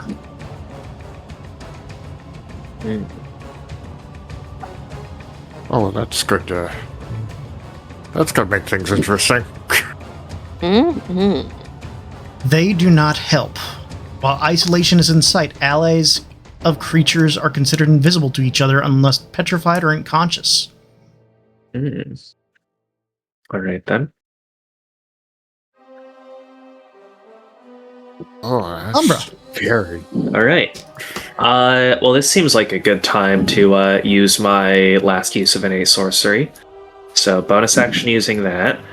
And then I am going to cast, as an action, I'm going to make use of Spirits of Ill Omen and cast Summon Undead without a spell slot and without concentration by making it 1 minute. I believe Wow. you choose a... Or did they change that for... Yeah. You do choose the, like, kind of thing you make. I'm choosing ghostly. Because that's the most, like, shadow theming kind of a one. An undead spirit block. Yes. That spirit. Fun stuff. Let's see if they have this in the actors table.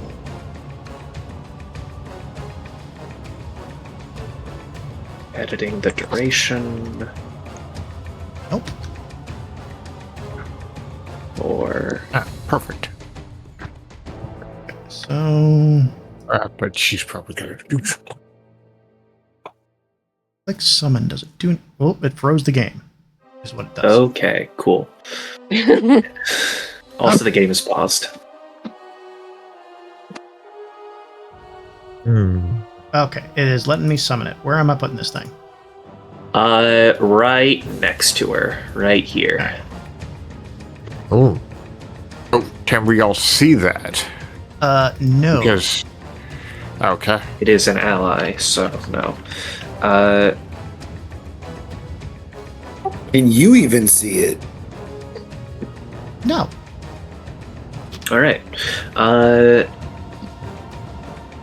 So, I'm just gonna have to keep track of this on my own. Shares I your guess. initiative. Yeah, I believe it just goes right after me. Okay, I should be able... Let's see that. Put that... Yeah, it takes its turn immediately Undead after spirit. yours. Undead spirit. Where are you? It didn't put the creature in the damn... Magie. Where did it put it? In summons. Okay. Let's see. Figure ownership. Neutrality. Owner. Okay, you should have access to its character sheet now. Okay. All right. And then I'm going to move.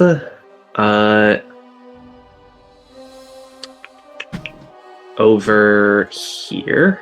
Okay.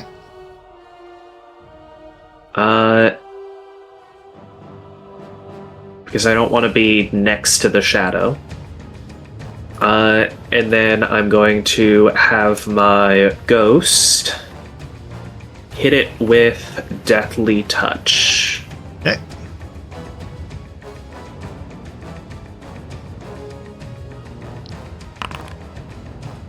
$18 will 18 hit. to hit. Alright.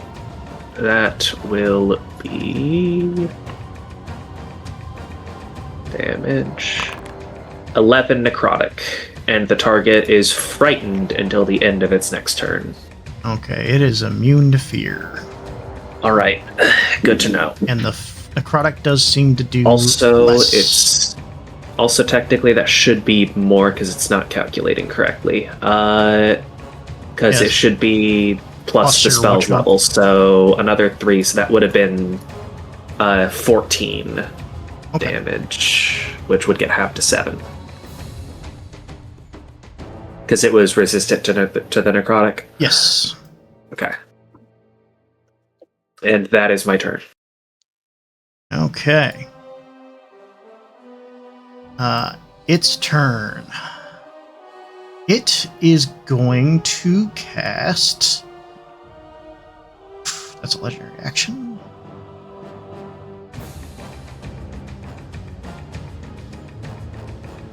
Use legendary actions like some sort of boss.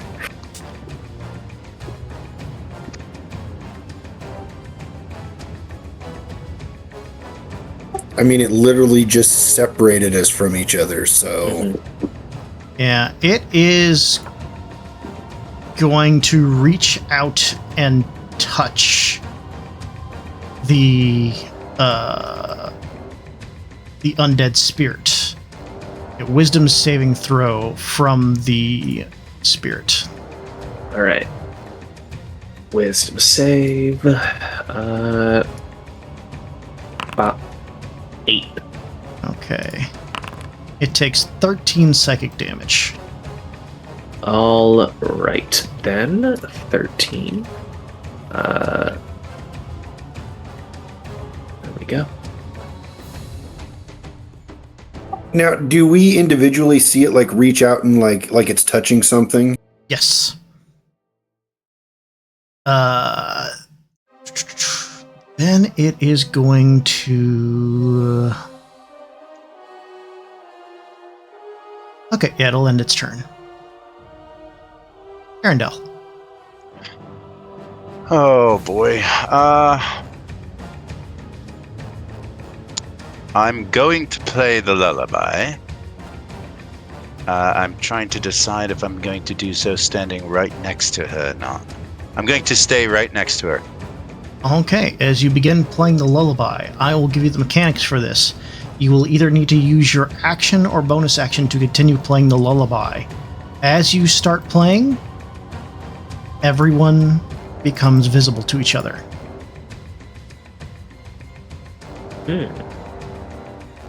Oh, nice. Okay. And you said that it is an action or a bonus action to continue playing. Correct. Can And I she- decide each round? Yes. Okay. So each turn you'll decide either action or bonus action to continue playing the lullaby. And she just whips around and goes, "No! We will not sleep again!"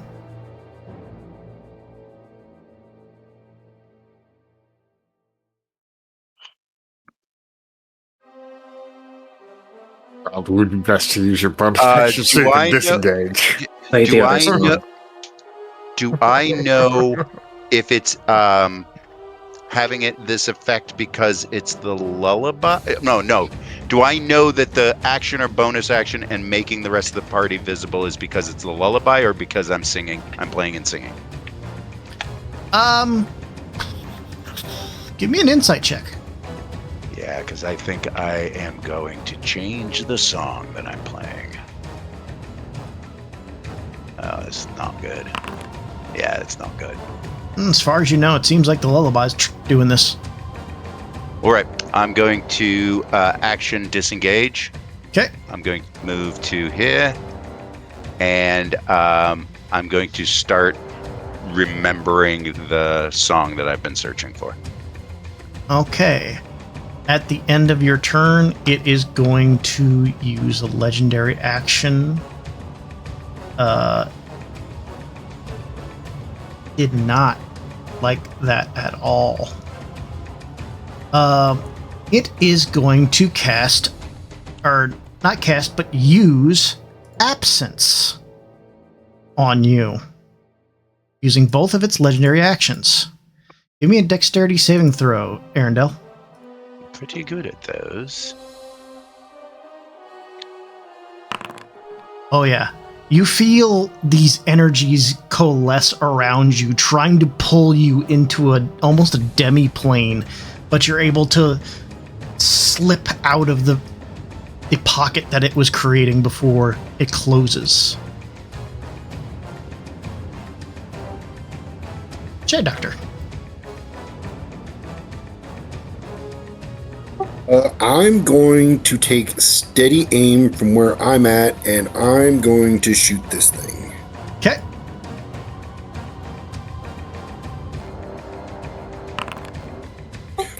Yes! Strong shot.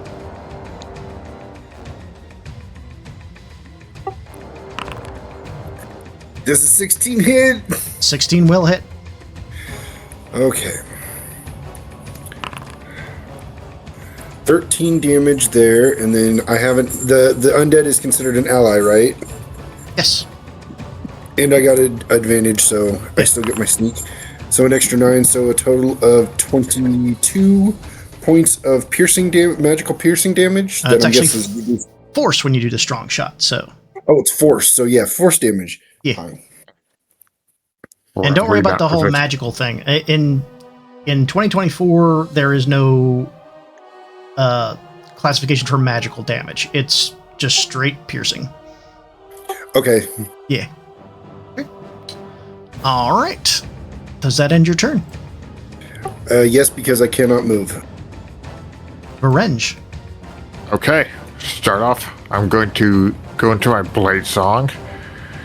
And once again, I'm going to cast False Life at 3rd level since it doesn't seem to be casting any spells.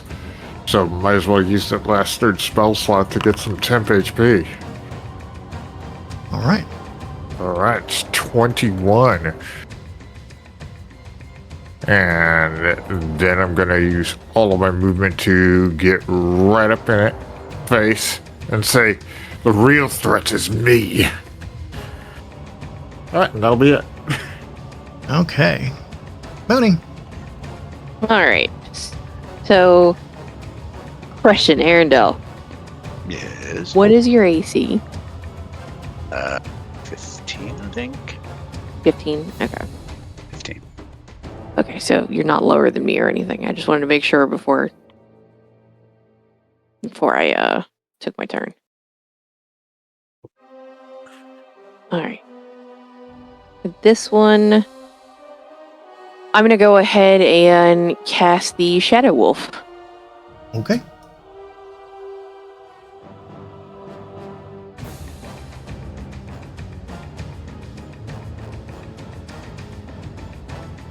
All right, give me an attack roll. 24 will hit. 24.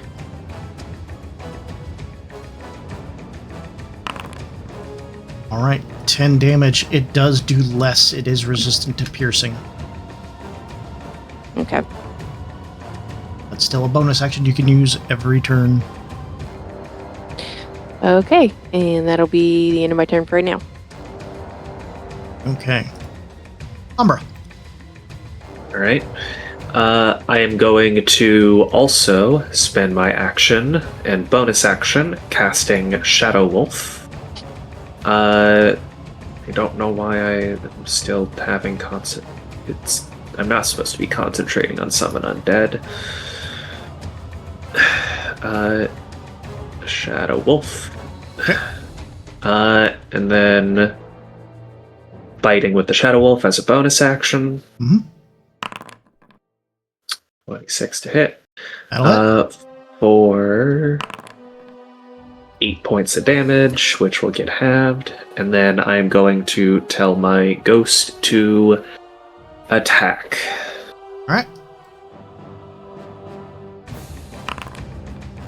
11. 11 will miss.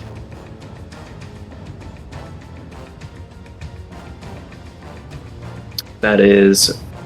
Well, I'm gonna move 20 feet over here to kind of spread out a bit more. And that's gonna be my turn. Okay. Animus Isolation's turn. It is going to reach out towards you, Varenge.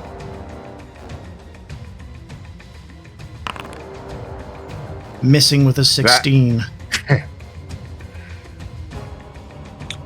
Alright. It is going to then try the bond broken on the ghost. Wisdom saving throw from the ghost.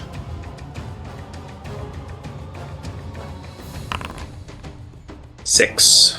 Failure. It is going to take 13 necrotic damage. Right. Or sorry, necrotic or psychic? Where? Psychic. It says psychic damage.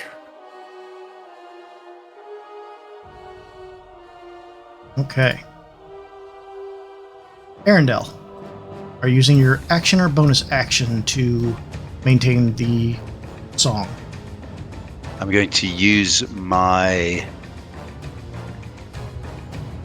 I'm going to use my action, but I'm not going to maintain the lullaby. I'm going to switch to the half of the song that I know. Okay, so you start playing the normal song. You see the anger in it well down a little bit, but your friends are still there. They do not go invisible. But she seems at least a little bit calmed. Let's not say calm. Let's just say she's less furious. Not going to start focusing on you. Okay. I don't know if that's a good thing or not. All right, well, I'm playing that song now. I'll decide what to do as I go. All right. Any bonus action? Everybody looks healthy, so no. All right. End of your turn. It is going to use Embrace Solitude. And it is going to step into the ethereal plane and then move. Oh, so that's how we're doing things. Let's see.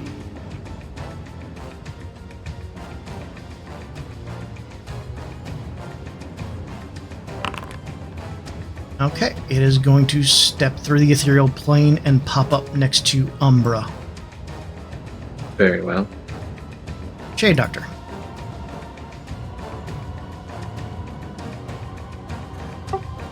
Well, I'm going to shoot it at advantage because I hit it last turn. So it is vexed. Ooh, another strong shot. There you go. Just when I need it. 26 to hit. Will hit. One off for a crit. 10 damage there, and then I get my sneak attack because I got advantage. And another 9, so 19 points of force damage. And then I'm going to use my movement and my bonus action to move. All right.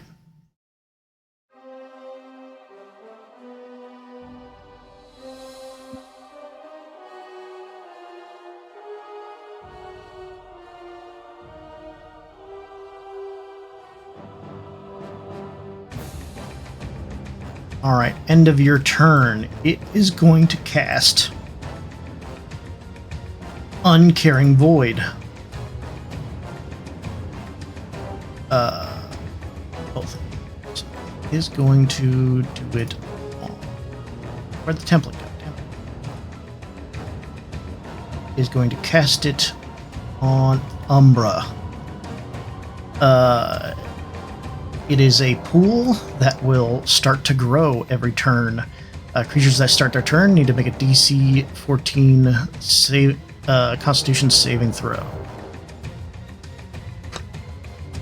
Umbra, right. go ahead and make me that save now. Wait a minute. I think you're getting us mixed up. Oh, sorry, Varenge. So, Constitution saving throw to start. Yes. 12. Okay. Fail. You'll take 8 necrotic, and your max HP is reduced by 4. But I have temp HP, so... It still causes the reduction in hit points. So it'll take the 8 from the temporary hit points, but then your max HP will go down by 4. Why is it procking a concentration check for me? I'm not concentrating on anything. No. Don't indicate. Alright, so... That's weird.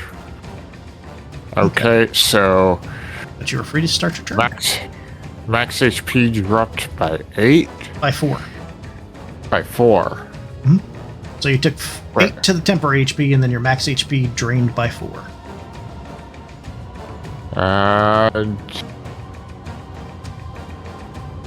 Temporary maximum dropped by 4, so put the temporary maximum at 29. No, that's not how it works. -4? Let's do it. There we go. Okay, got it. Alright, well, I didn't like that at all. So, I'm gonna go up here and... Try a sword burst again. Just make a dexterity saving throw. Okay. Hell Fails. yeah. 2 force damage. Man, this has just not been worth it. And then I'll hit it with my silver longsword. Oh. 11 will miss.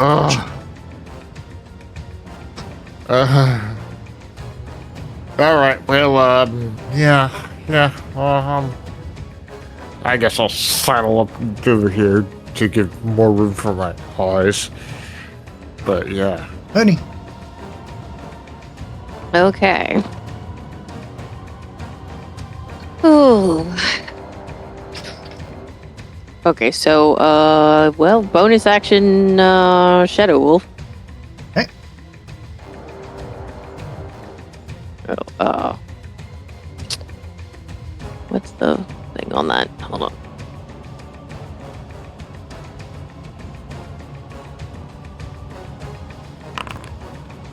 $17? 17 will hit. Okay. And then this for the damage. 10 damage. Okay, reduced to 5. Right. Forgot about that. Okay, and then bonus action. Let's see. All right, resistant to piercing, resistant to necrotic, immune to fear. So let's go with cold. Frostbite. All right. It fails. All right.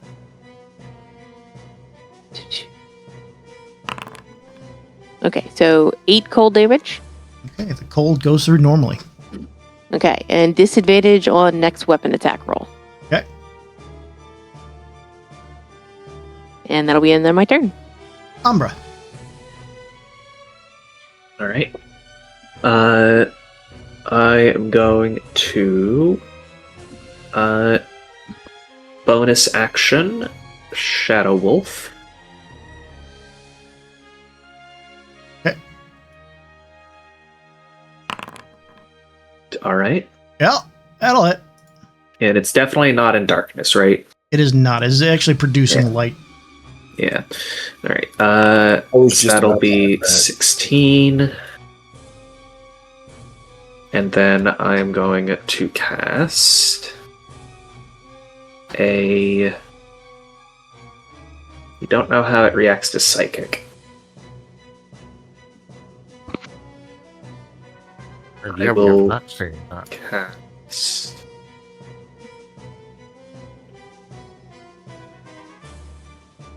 Actually... you know what? I'm just gonna hit it with a Sorcerer's Burst first. Okay.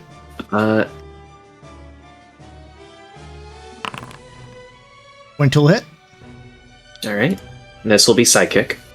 All right. 10. It's like Does goes it through react normally. anyway? Okay, psychic's normal. Got it. And then my ghost is going to move 25, 30 behind it and attack it. Okay.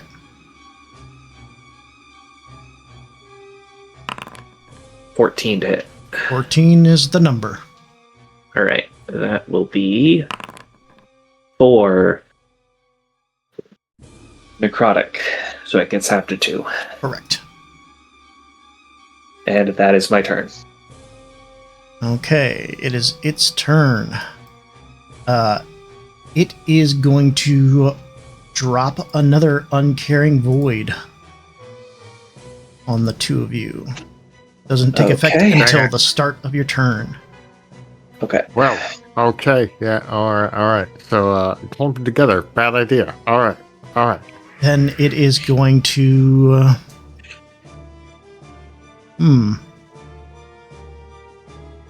It is going to.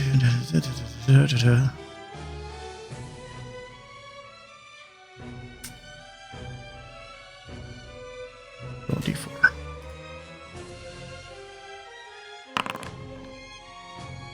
Okay. It is actually going to.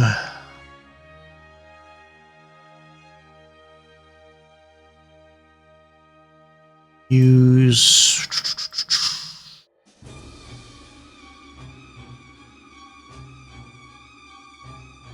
Yeah, it's going to try to use Truly Alone again on Varenge. Missing. Okay. Arendelle. All right. I'm going to do a couple of things. First, I'm going to move to here.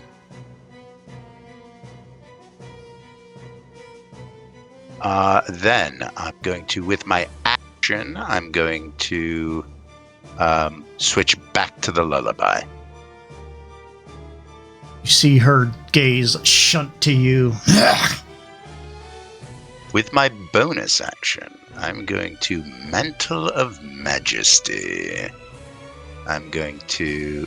I can now, with a bonus action, and without using a spell slot, I can cast Command.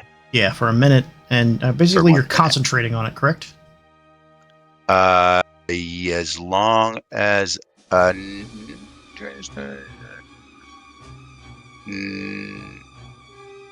no. Oh, that was kind of a concentration effect thing. It is... 1 minute until your concentration ends. Yes. So my Blade Ward is going to drop. Yeah.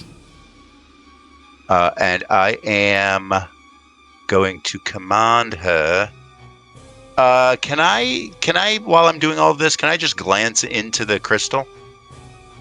Is she still in the crystal? Oh yeah, she's still frozen like she's frozen in time. Okay. I'm going to command her to grovel. Okay. That is a wisdom saving throw. Okay. Do you want? If I can. Here's what I'm going to do. I'm going to cast command, but I'm not going to use the. Oh, there it is. Okay, so saving throw. Succeeds. With a nat 20. All right. And that will end my turn. Okay. End of your turn, sorry. She is going to look at you since you did the lullaby again, and she's going to burn both of her legendary actions, casting Absence again on you. Uh-oh. Dexterity saving throw, please. Dexterity. Still good. Again, you feel that pull trying to shunt you into a different plane, and you resist it. Shade I Doctor. think that's the way to go. I can see through where she put those voids, right? Yeah, that it's kind of like a circle on the ground kind of thing, kind of like like the Earth is. Oh, okay. Okay, I just wanted to make sure. Yeah, no, it's not a darkness effect. Since I hit her last time, I'm going to get an advantage and take a shot at her. Still within the hand crossbow. Yep. All right, normal shot.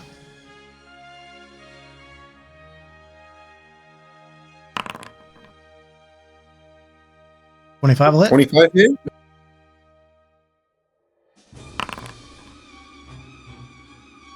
And since I got advantage, I get the sneak. So a total of 14 piercing. All right.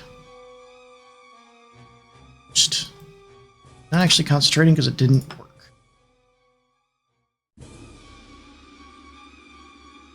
All right. Does that end your turn? Yeah, I'll stay where I'm at because nothing's happened to me over here. I feel safe. So yeah, I'll stay right here. All right. Varenge, give me a Constitution saving throw as you start your turn in the void. Oh boy. All right. So you take the damage again.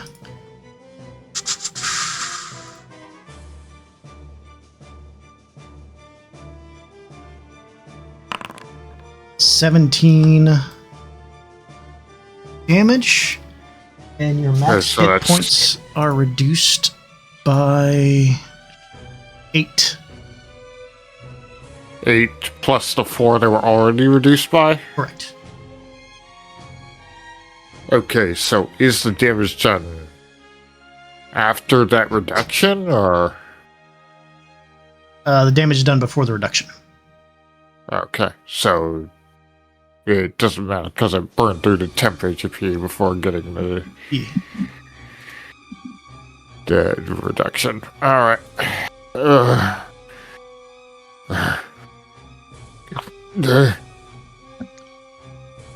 Okay. I'm gonna go keep doing. Actually, I should probably move down there, and I'm gonna keep hitting it. Sword burst, because that actually worked on her. He succeeds. Well, not this time. Let's see if the longsword works. Oh, critical hit. That'll hit.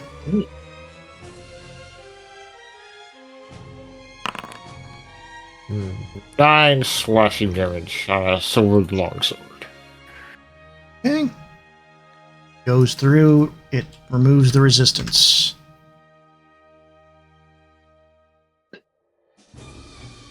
You know what? It didn't seem to have melee attacks, so I will risk a opportunity attack. Okay. It does have a melee attack, but it won't do anything to you, so it's not going to do it. Ah. I tried to burn its reaction number. Well, that'll be it. All right. Mooney. Okay. Oh.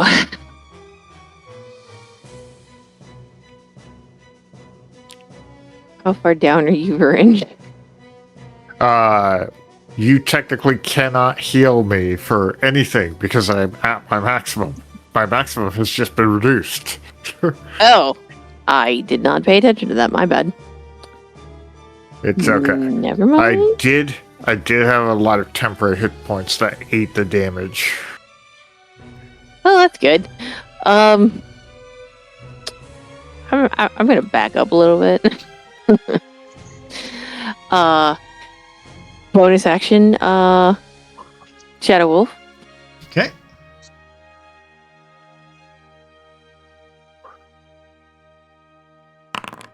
Does a 16 hit?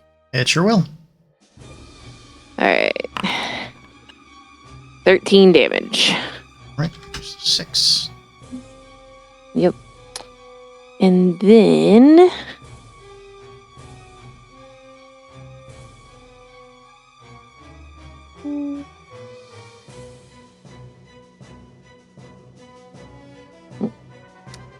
I want to do something... no, I'm going to go ahead and Starry Wisp it. Okay. 13 does not hit, right? 13 will miss. Okay. Yeah. That's the end of my turn. Yeah, her AC is 14, I believe. Abra. Start of your turn. Give me that saving throw. All right. 21. 21. You succeed. It's an all or nothing, so you're good. All right. Oh, wait, Bonus sorry, action. half as much as a successful save. My bad. So you take 5, but your maximum hit points are not reduced. All right. Look at you. And that's necrotic.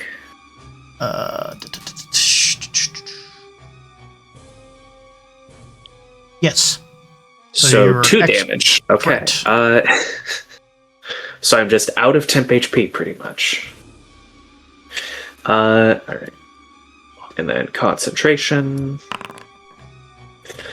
All right. So I am going expand to use my inspiration on that.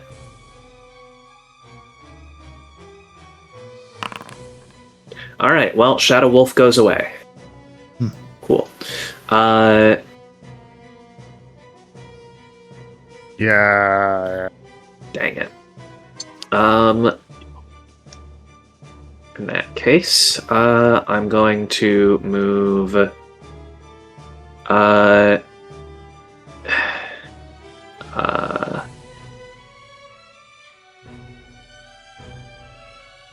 Let's move.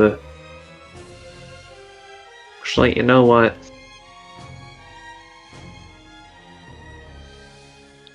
First, before I move, I'm going to cast a. Doesn't technically have 10 HP or hit dice, does it? Yeah, no. So I can't do that.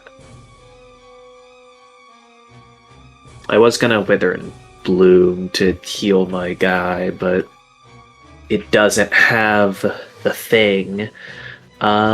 So let's cast Mind Whip on it. Okay. Using my action.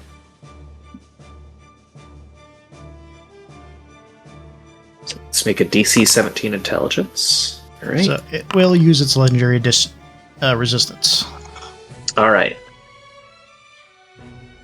Is that 2 that it's used so far? As far as you know, it's only used 1. Oh, that's the first one? Okay. So that 9 will get halved to 4 damage. Okay. And then I'm going to move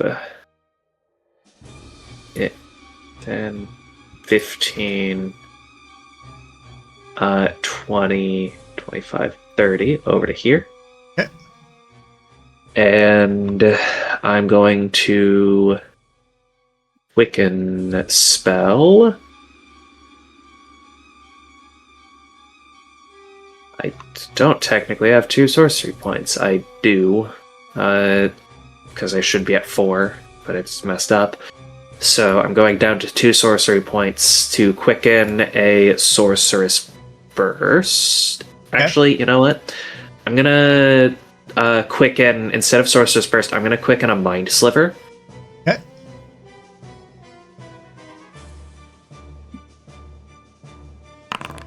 It fails. Alright, so it will take 5 psychic, and it has a minus d4 off the next save. Sounds good. And then my ghost is going to smack it. All right.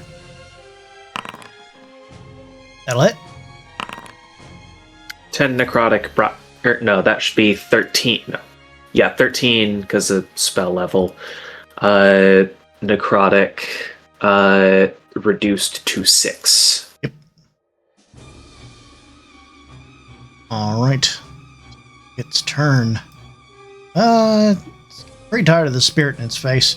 It's going to use Bond Broken on the spirit. Wisdom saving throw from the Okay. spirit. 18. Succeeds. No damage. It is going to make a second swipe at it.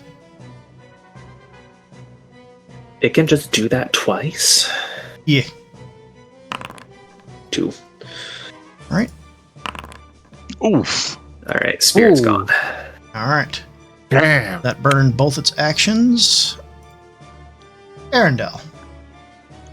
Right. It just has 2 actions, okay. Going to try again. I'm going to use an action to continue playing the lullaby. All right. Yeah, it's not happy at that. Can I do my bonus action first? Yes. I would like to use my bonus action to try command again. Go for it. Which command you giving it? We're gonna go with let's go with grovel again. Give me an insight check. Okay. And I would also like to. How's she looking? She is now bloodied. Insight is one of my worst. Could you please stop asking me to make insight checks? Okay, yeah, go ahead. All right. Well, I mean, I've said it. I'm going to do it. All right. All right, you tell it to grovel. It looks confused. It doesn't have legs to go prone. It can't go prone. Damn it. All right. It is floating in the air. Fucker. All right. I will.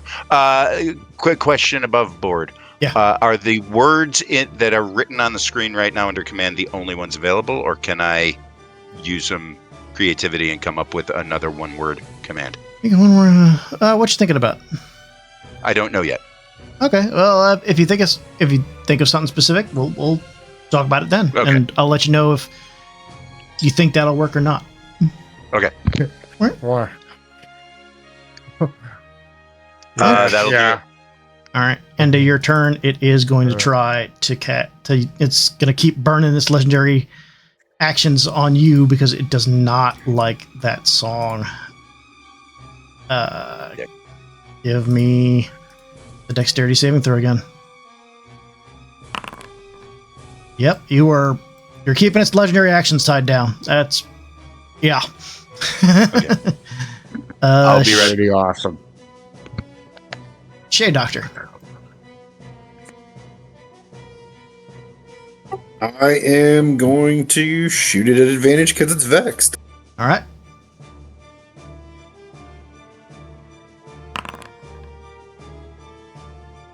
Weak shot.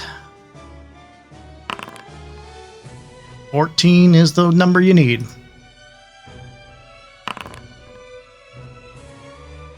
Right. Sneak attack. 15 total. Have does 7. Yep. And then I think I will move. Okay.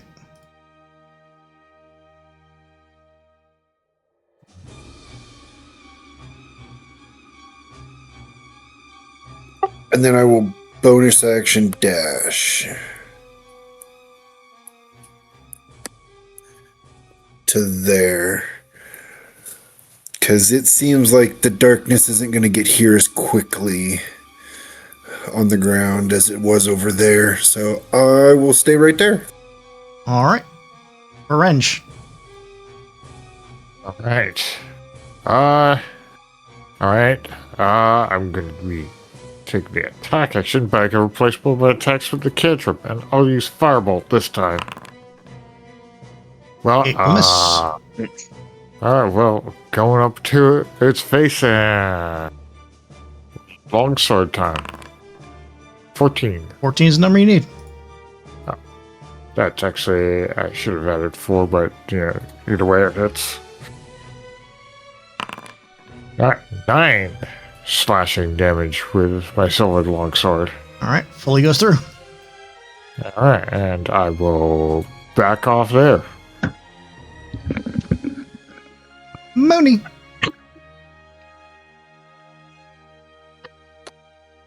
All right. So, bonus action, dog bite again. I mean, Shadow Wolf.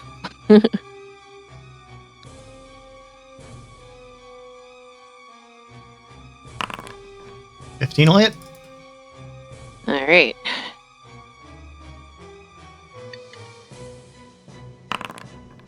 So, 14. All right. Reduced to That's 7. Yeah. And then frostbite. It succeeds. Okay. That's the end of my turn. Okay, top of the round. This pool disappears. Oh, This pool they've got a maximum. grows. Okay. Umbra. All right. I'm going to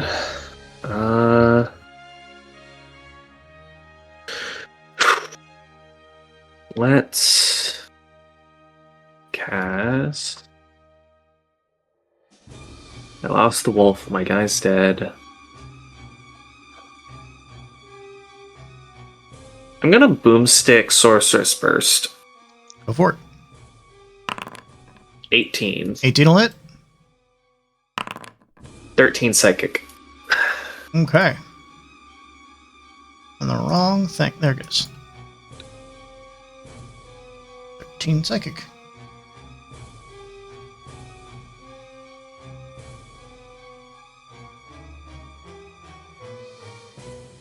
All right. Is that it?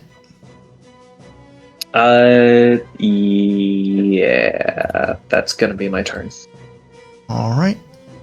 Animus Isolation is going to float over back toward the crystal. It is going to make 2 attacks at Arendelle. It's going to fire this kind of like almost a line of dark energy that seems to suck in like a vacuum along this line. 24 and a 19. Yeah. Okay. So 11 damage on the first shot and 10 damage on the second shot. Okay, that's 0. 11 and 10 is 21. 1. Yes. Minus 13 is 8. Okay. All right. All right. Give me a concentration check for both of those. Yeah. For the command thing. Oh shit. And I hit normal, but I made it. I have advantage on these. Okay. Okay. Good. Still got your command up. Your turn. Continuing to play the lullaby with an action, and with the bonus action, I'm going to cast command again. All right. Which command you giving it? Halt. Okay.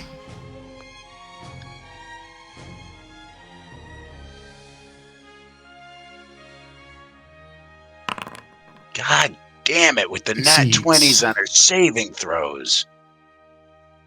What? All right. Still playing the lullaby. End of your turn. It will try to suck you into the absence once more. Stop that.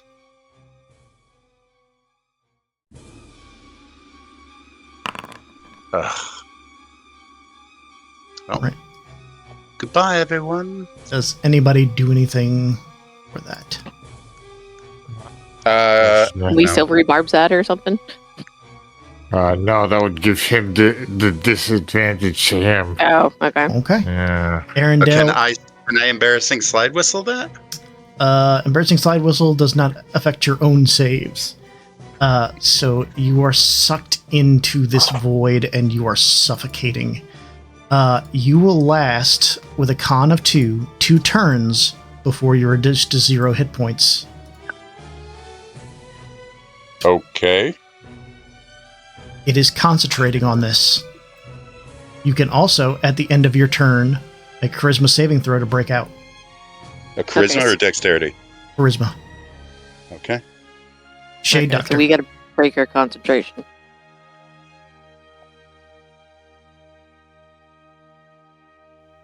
Well, she is still vexed by me, so let's shoot her.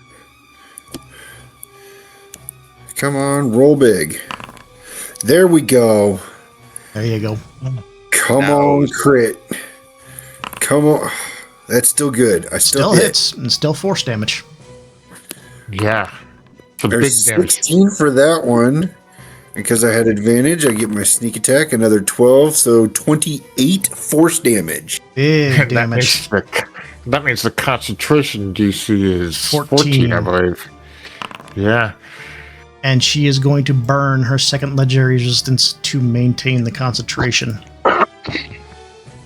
Damn it. I still have movement, and I still have my bonus action. Mhm. So I'm going to move up.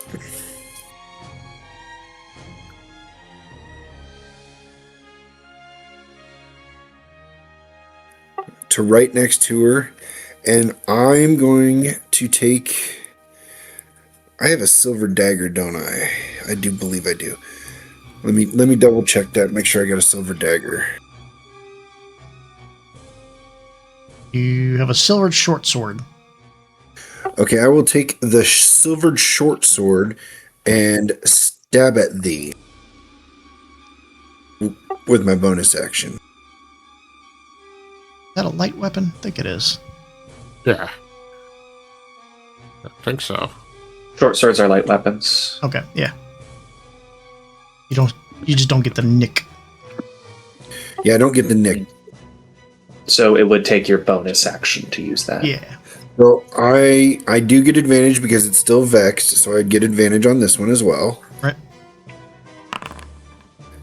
A 22. 22 will hit. It'll be a D6 regular low. Alright, so 3 damage. So three what is it? slashing, piercing, something like that. Yep. Piercing. Silvered. So yeah. It is going to save its legendary resistance. Arendelle pops back out of the void. Such And then that's it for my turn because that is literally everything I've got. Oh, well, you saved Arendelle out from that void, so that was good. DM. Yes. I don't know if it's going to matter, but if that was acting like anything at all like the banishment spell, I would have been incapacitated and would have lost concentration. Is that the case? I didn't write it as incapacitated. You're just blind, suffocating. What's the rules on suffocating? Is suffocating incapacitated? I don't believe so.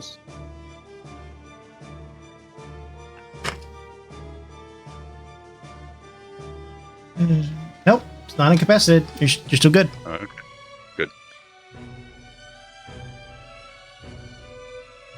All right, Bringe. Okay, well, gonna firebolt her. Try to firebolt her again. 18 will hit. All right. So 19 fire damage.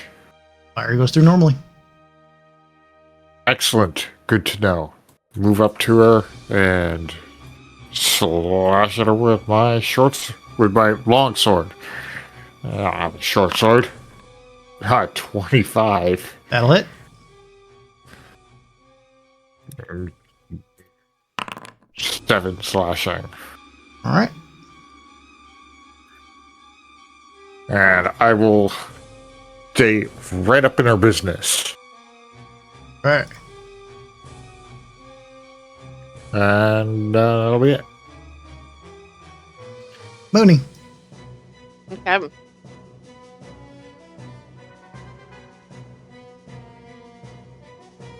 Second verse, same as the first. Wolf. That's a 15 to hit. 15 will hit. 12 damage. Okay.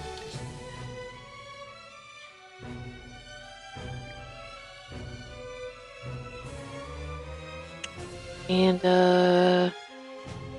yeah, I'm gonna Starry Whisper. 23? 23 will hit.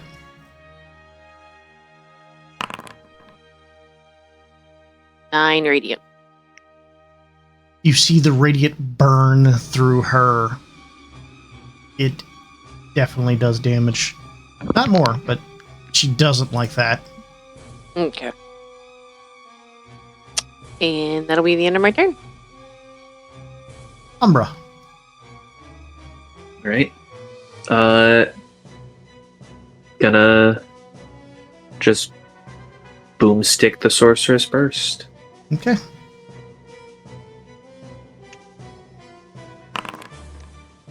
That'll hit. 21 psychic. All right. As the psychic energies take hold, you feel the earth around you shudder for a moment. The crystals flashing in unison as she starts to get drawn into the ground. No! No! We won't sleep again! As she fades into the ground. Fuck this force, and fuck every emotion in it. Well, that was a horrible date.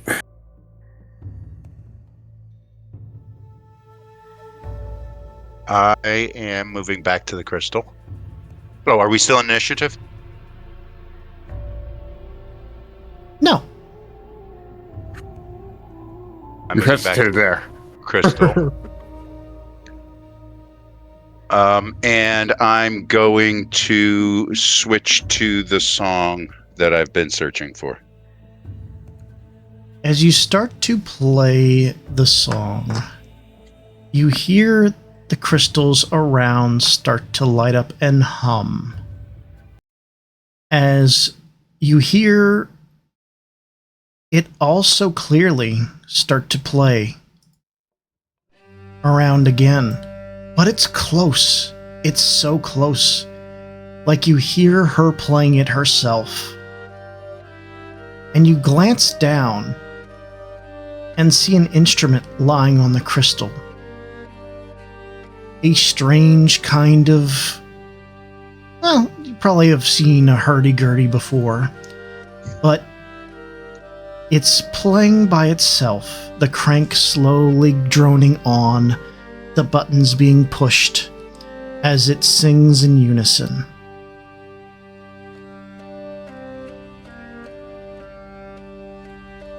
When I get to the end of what I know of this song, does the hurdy-gurdy continue? Continues. The notes ringing out, each note feeling like a piece of a puzzle lost from your mind, filling in the spaces, making you more whole. And then it slowly cranks to a slow end.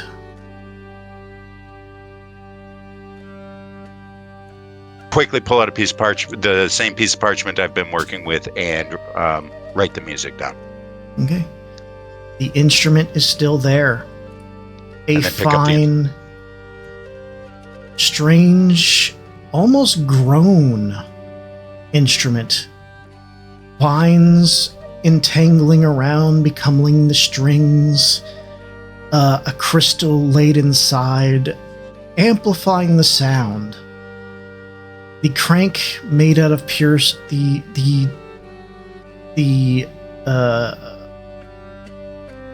buttons and the crank made out of pure silver. As you hold it, you feel calm. You feel like this is a piece of you. This is what you've been missing. This is what you need. And you feel a presence within it. Give me a performance check. At advantage. Oh, thank you. Here we go. Yeah. As you begin to play the song, I'm assuming the same song on this hurdy-gurdy, recanting it back, singing through the air. Everything is as it should be. The lady in the crystal is there. You think you see a faint smile before she disappears from within.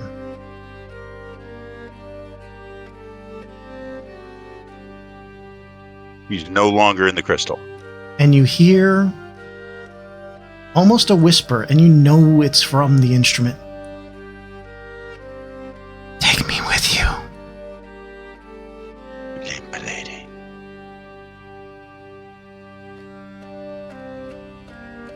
And you know the properties of this instrument as you look at it and played it.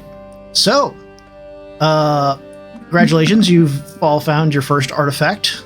Of course, attached to Arundel's story. This is a +2 spellcasting focus for a bard. This is the Nocturne Lullaby. This instrument is fine silver make. Silvered strings gleam like moonlight. The filigree across its body swirl like the locks of a fair maiden. There's a deep anxiety inside of the soul of these instruments. When calm brings out its true power. The sentience in the instrument allows attunement from a non-evil aligned creature. The bard must attune to it each long rest by the bard attuned to it must succeed each long rest by passing a DC 14 performance check playing the instrument, calming the soul inside. If they fail, they only get the +2 spellcasting bonus, but none of the following abilities. So once you pass the check, you get the following abilities. While holding While holding, the bard cannot be afflicted by the fear and frightened condition, the soul inside calming their spirits. The bard can cast one of the following spells once per day without expending a spell slot. In addition, these spells are added to their spell list as long as they are tuned to the instrument and succeed on their performance check. Calm Emotions, Sleep, Enthrall, Plane Shift, and Speak with Dead.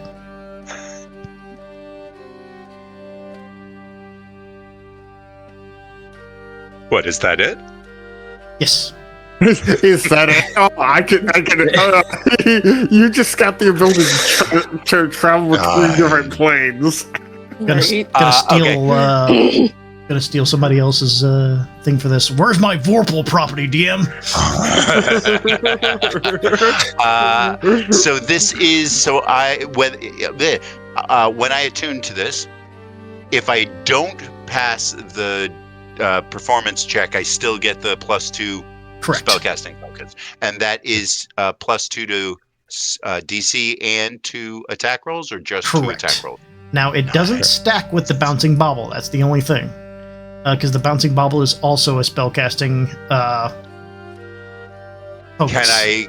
Would I still be able to use the Bouncing Bauble, but just not get that benefit? Correct. Okay. But you would still have to but be attuned to both. Right. I need to pick something that I'm going to unattune to, is what you're saying. All right. I'm just saying, we could also sell for 250,000 gold. Sell your own stuff for 250,000. I'm going to unattune to the Bangle of Absorption. Okay. And direct the Nocturne Lullaby to your sheet. I want to give that some more thought. Yeah, by all means. I've been using that Bouncing Bubble a lot. I got to give this some thought. Yeah. You also say have a way home if you so choose. Yes, we do. All right. And that song is the song we're hearing, as the theme for the Humming Grove. That's what I chose for it. I mean, Arendelle's free to choose whatever song he wants for it, but that was my thought process. The one that you've got is just fine.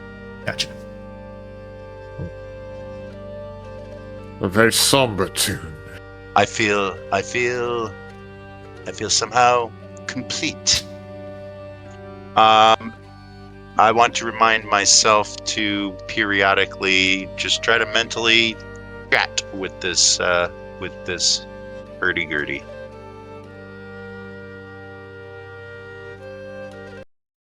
And as the songs end and the somberness of this forest comes back to you, the crystals all go dim. This place is completely entrenched in darkness as you hear the crash of thunder overhead. I think someplace to rest for a bit might be in order. We may not want to be stuck out in the rain. And you start to hear footsteps. And you feel the hair on the back of each of your necks stand up. Except for Umbra. Umbra, you feel like your membrane is vibrating as something approaches. Told you wrong. A man in a mask appears before you, stepping out of the shadows as if he was just, calmly walking here.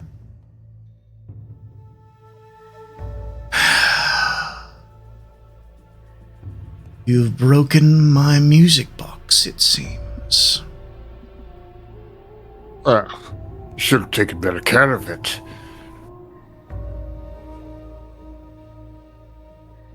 And you recognize it as the man in the mask that you saw in the image, promising her that her songs would be heard forever. Aren't you one with the quick wit? We'll see how well that wit holds you in this realm for long. Hasn't failed me yet. And you, elf, looks at Yes, you, hello. Erno. I assume you're the one that holds her soul now? I may very well be the caretaker of her soul, yes. She will be mine in time. Again. I don't believe she belongs to anyone but herself. Oh, immortals are all so pompous and full of yourselves. As if one Says life... As if your lives actually matter. You're but playthings for us. Very well. Take her for a time. I'll just be sure to pry her off your corpse.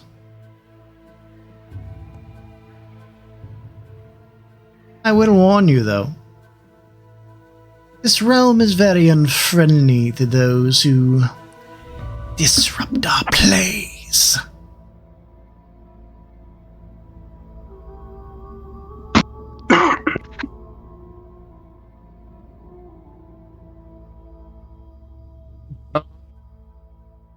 Who saw the vision of that Y'all that all you're did. referring to? All of us did? Yeah. Okay.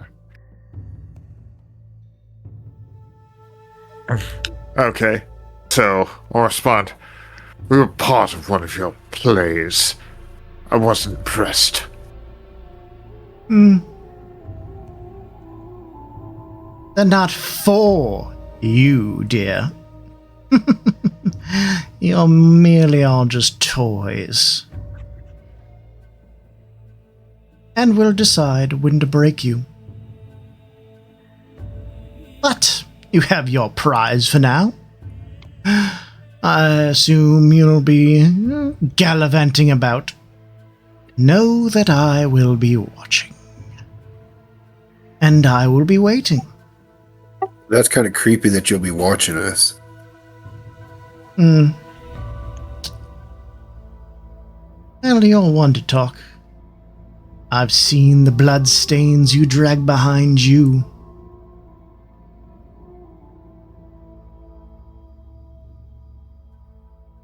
But by all means, struggle with your little lives. I'll be in touch. And with that, he walks back into the shadows. Okay, As so they since he's fade. So always it is a bit hypocritical of him to call us pompous when he acts like that. Well, since he's always going to be watching, be sure every day to insult him.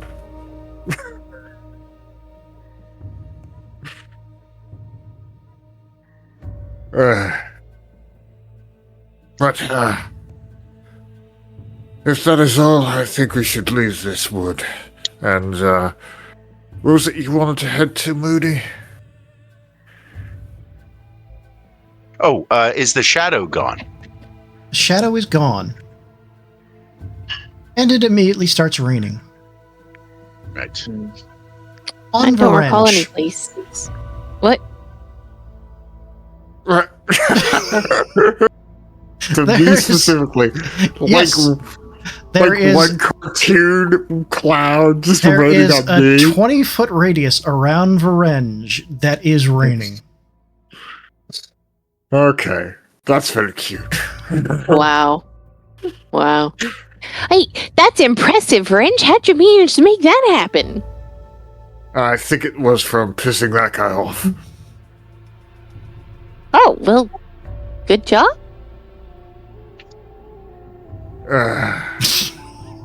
We do have a place in this wood, if the wood hasn't changed much, that is I have a better option. safe. I have a better option. I can now cast Leeman's Tiny Hut. All right. So we have a place we can take a long rest anywhere. It's a 10-foot emanation, so I think it's like a 20-foot 20-foot sphere. 20-foot radius. It's a half sphere though. It's a dome, so it's only 10 feet tall. Okay. Yeah, but y'all are all able to fit underneath Yeah. it. But yeah, you're essentially able. This forest, excuse me. This forest seems almost deathly silent now. The humming of the crystals has stopped. There is no wildlife, no creatures marching around. Not even the rustle of the wind, only the gentle falling of rain upon Varenge and his dome is any kind of sound. Chris, this is important. If I were to cast Lumen's tiny hut, would the rain be going into the hut? Try it. Okay. Well, the plan is to cast Lumen's tiny hut, so, Okay, so I'll virtually cast it. You cast Lehman's tiny hut. The rain does not follow you inside, but it is Okay. falling upon the dome. Okay, well. Yeah, so we have a place where we can take a long rest.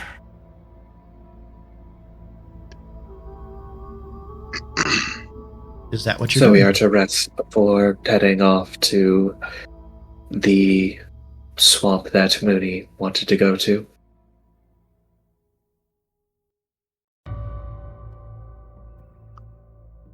I mean, Up to how you long guys. has it been since we took a rest?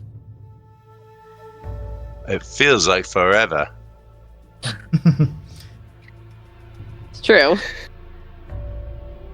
Yeah. Yeah. I mean, based on what he's saying, we could at least move out of the forest before taking Yeah. a long rest. Get out of the grove. Get out over like here and then rest. Yeah. All right. So All right. make your way out of the wood. These strange We are- energies that were keeping you disoriented fade as you're able to kind of remember where to go and how to get out of here. Though And it we can is take a long rest. Sorry. quite. Yes, you're able to go ahead and hit the long Sorry. rest. And there is a portion of it that opens up of the grove to get past it. DM. Mhm. I'm going to unattune from the bouncing bauble and Alrighty. attune to the Nocturne Lullaby. nocturne lullaby. And Ooh. Real quick, that dropped the +1 to my spell to save DC and attack, but did not add the +2. So I've just gone back down to 16 and +8. let me double check that. I'm sure What did you want to tune from? that I got. It's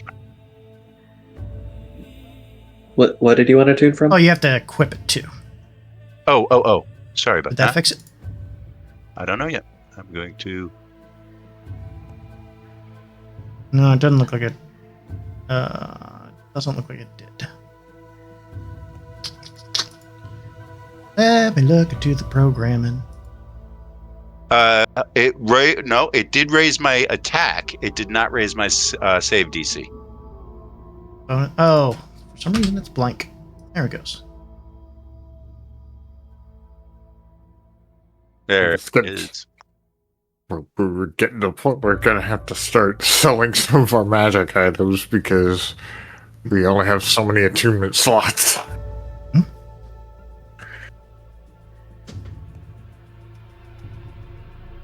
All right. So, you find yourselves at the edge of the forest, laying down inside this hut. A kind of malaise falls over you somewhat. This place that you just came from was so charged from emotion. You feel very tired exiting this place, like it was taking all of your emotions and wrapping them up, as well as resounding with them. And as you lay down, you are dead tired to this world, almost to the point where you don't even remember sleeping. You lay down and you're out like a light. And you do find yourselves resting comfortably. Mooney, you have a bit of a dream. Ooh. You find yourself sitting around the fire. What was your home like with your grandmother? I mean, Grandma was a little crazy, but it was, a decently tended home, and, she was loving, but weird. Okay, so you're sitting on the outskirts of the forest right now. Was Mom was Grandmother in the Feywild, or was she in the plane, the material plane? She was we were in the material plane. She came from the Feywild with my mother, and I was born on the material plane. Okay. So you're sitting there with your grandmother, in kind of like a home she made out of a hollowed out kind of tree. Very lovely rugs and woven tapestry, woven materials all over the place. She's sitting there in her rocking chair knitting something. Various stains upon her apron as she just kind of looks over to you and says, "Oh, hello there, dearie. Have you been having fun?" Yeah, I've been having a lot of fun. How are you doing? Oh, I'm doing well, so well. I venture you're getting about to the age. Yes. Granny, how are we communicating right now? Oh, are we?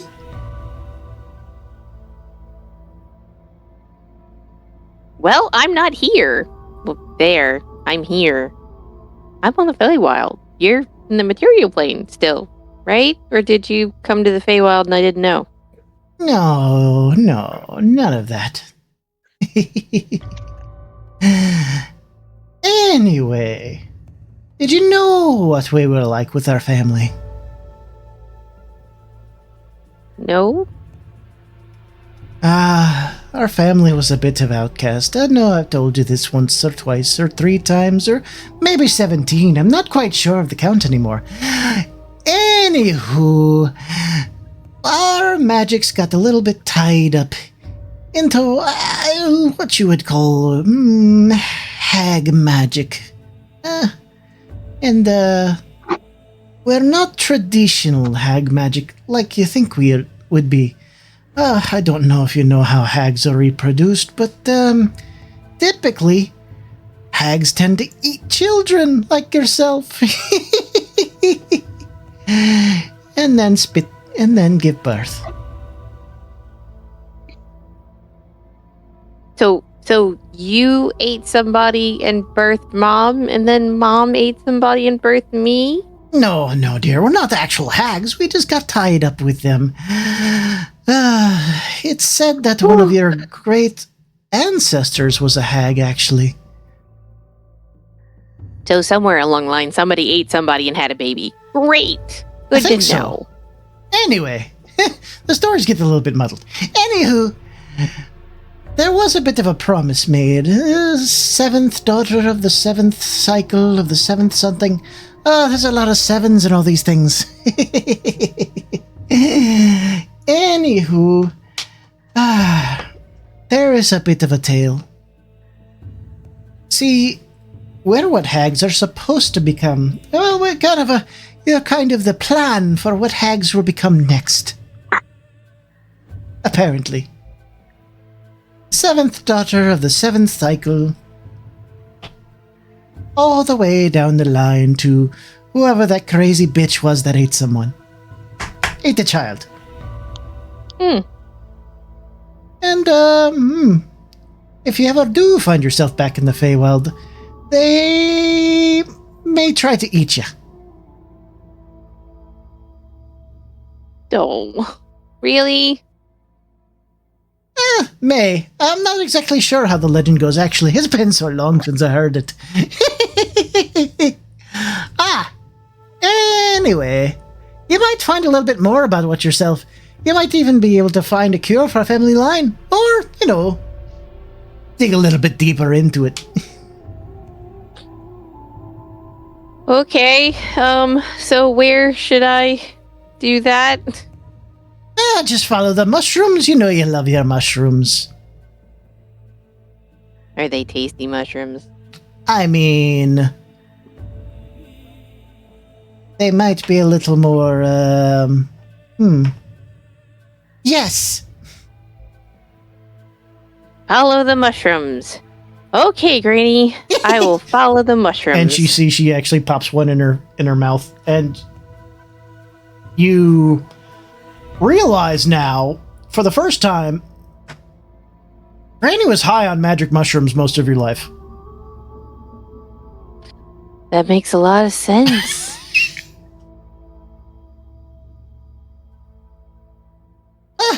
Follow the mushrooms and you'll find the truth. You might find a cure, or you might find a way deeper in. Anywho, have a great time in the Feywild, dear! Thanks, Granny. And you wake from your slumber. Everyone y'all are feeling a little bit sore still, and a little bit emotionally drained, honestly, after coming out of that forest. But you wake fine. You would pass through the edge of the mirrored wood and find yourselves immediately in a swampland. The muck running high in places to the point where if you don't watch your step, you might fall straight down to your knee. Especially you, Varenge, with that cloud just following you along and dumping more and more water on you. It's not gone yet.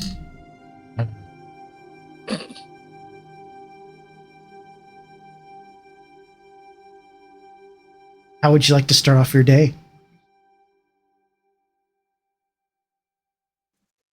Not near Varenge.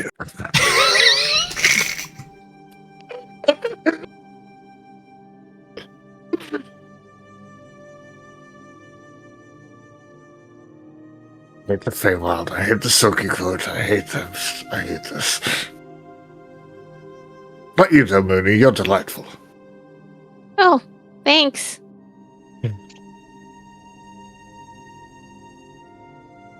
Okay. You set out toward the Sheried Merc Swamp. Yep. Now, I did recognize what kind of mushrooms she had, right? Yeah. Okay. I just wanted to make sure before, I didn't think to ask that. Oh, hold on. I need to set my spells for the day, too. Because I didn't do that last time, and I got myself in a pickle. Yeah, I changed a couple of my prepared spells too. Say what we've been encountering. That would be the first thing I'd like to do today.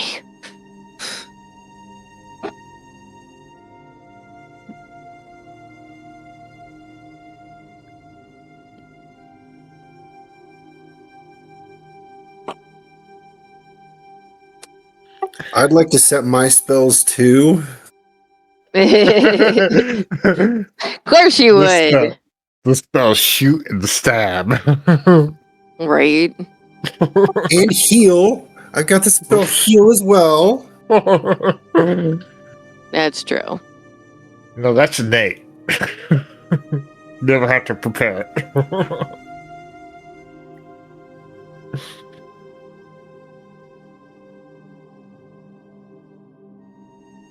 All right. So Okay. you set off on your journey. It is harder. This terrain is more difficult to navigate. I don't know if I told you guys, but I'm basically rolling a die to determine how far you get in the Feywild each day. This area is a smaller die that I will be rolling to see how far you get, because it is taking you longer to get through. Would it be helpful if I turned my familiar into, like, a frog or something that could check ahead of the swamp to find the safer parts? Due to the nature of the Feywild, no. Okay. Didn't think so, but I had to ask. All right. Okay. So you guys start setting off on the path. The area of that you look upon the map, it looks like you can take two paths around. You can go deeper into the swamp, or you can try to, or you can skirt this area that looks kind of like a Badlands to the east. Which path would your group take?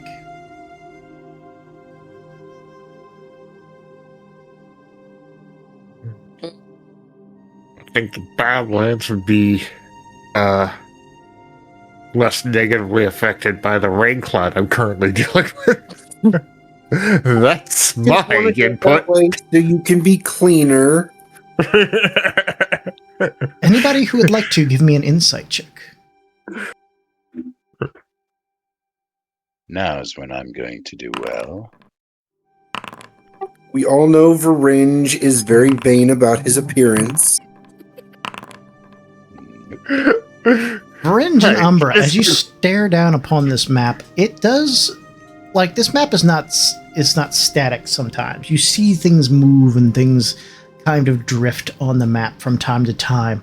And as you kind of look over this Badlands area and you're kind of thinking about what it would be like to go there, you see this dragon animate and just kind of circle over the Badlands and this area.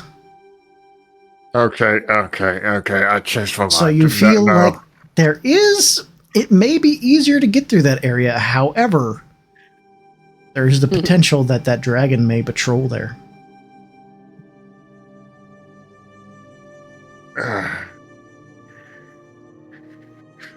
Actually, I changed my mind. We won't go to the Badlands because I'm definitely not vain and definitely not worried about getting dirty, Doctor.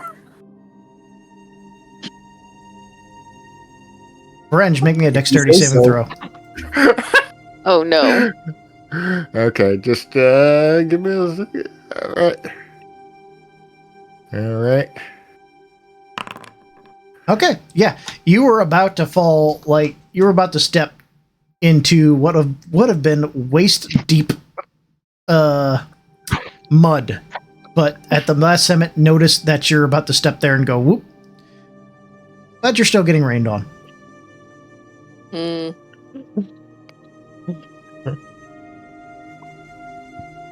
Alright, so y'all decide to take the path deeper into the swamp? Yeah, and I'll make sure I don't rain on Varinge's parade. Yeah. I do not see what the issue is with a little bit of rain. And in the swamp, it makes the ground even softer than it already is, so that could make it harder to get around.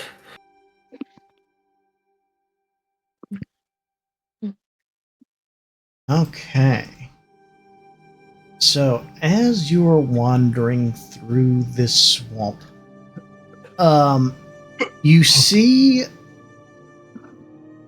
a knight in armor wandering through the area on all fours, scampering about, and as he turns to face you, It doesn't have a head. Oh, lovely. And That's not disconcerting at all. it is searching the ground on all fours, like patting the ground as it crawls around. Don't lose your head. You hear an echoed sound from the armor. Very funny! Would you help me find this damn thing? Let me guess. You're looking for your head. No shit, Sherlock! Alright. Where were you when you last saw it? I'm Is sorry. that another joke? I can't see shit! Where did you lose it? If he knew where he lost it, would that not make it something he could find? He, like, sits up on his knees and, like, waves his hands through where his head should be, and then just, like, throws his hands in the air. Like you just don't care? Like he is flabbergasted by the questions that you're asking him. We're trying to figure out where we can look. Have you not left the immediate area where you lost it? I don't know! Start looking! Alright. Anybody who would like to look for the head, give me an investigation check. Well, I happen to be good at those. Can I assist someone? You can. Yeah, assist me. Solace. I got really good investigation. Sure. 17. Okay, so you, Varenge, every time you go to look for something, you just see the mud start washing away as you're kind of looking, trying to take tracks, and the rain cloud is just following you, making this a lot harder. Shade Doctor, you find it almost immediately. It has gotten stuck in a branch in a tree. I'll point it out if it's too high for me to reach, so Mooney can it's head fly level. up. Like he Okay, was walking I will along and it grab got stuck in the branch. I'll grab it and walk it over to him and stick it on his head and see how I could best attach it, like sew it back on. Okay, so you clamber it on and you just hear a click, and then he goes, "Oh, thank God!" And he like stands up and brushes himself on and like actually screws it on tighter. Oh, it's been 3 days. 3 days without your head. Yes! How many days has it been since you've been dry? 1.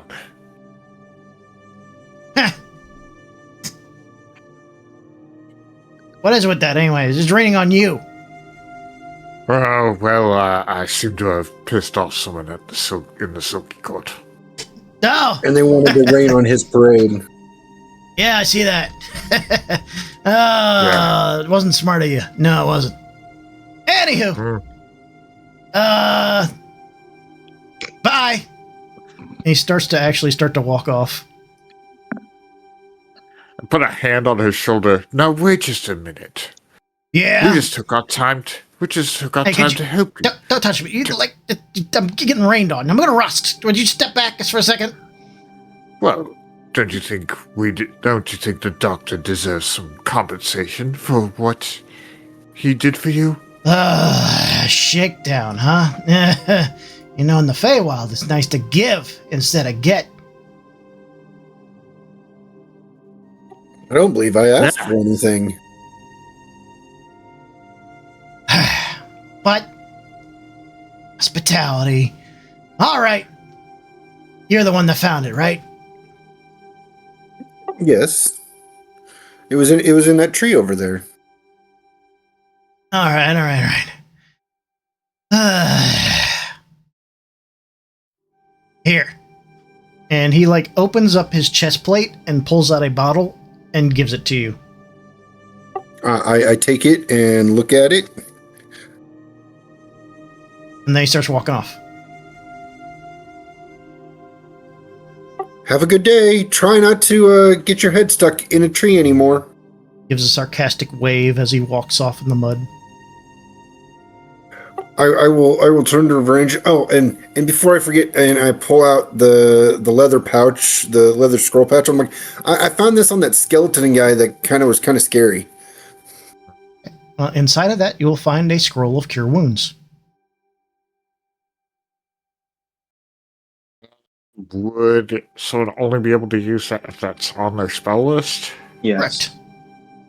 So that would be either Mooney or Arendelle could use it.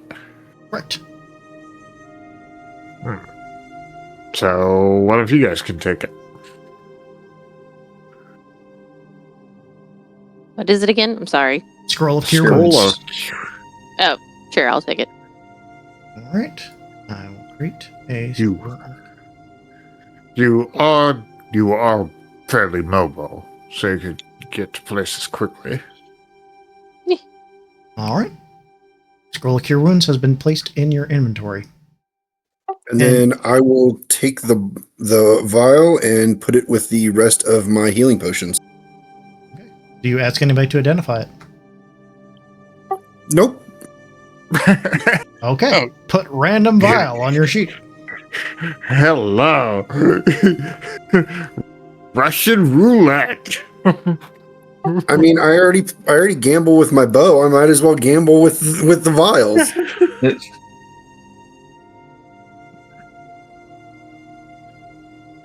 Just make sure it's your gamble. Right. But with that, the day starts to wind down.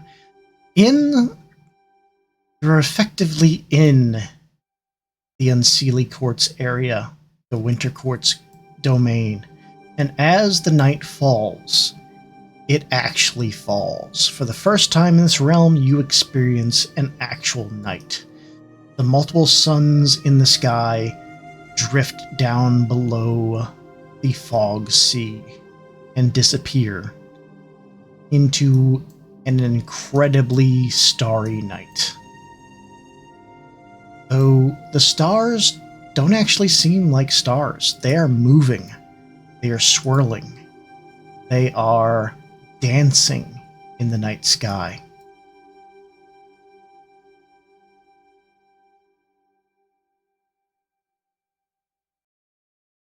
We will see what may happen during your long rest. Once again, using Lehman's tiny hut, obviously. Okay. So, you're using Lehman's tiny hut.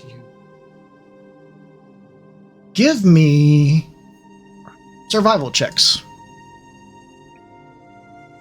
All of us? Varenge and one other person. No. I will do that. Please do. Whoa. Shockingly well.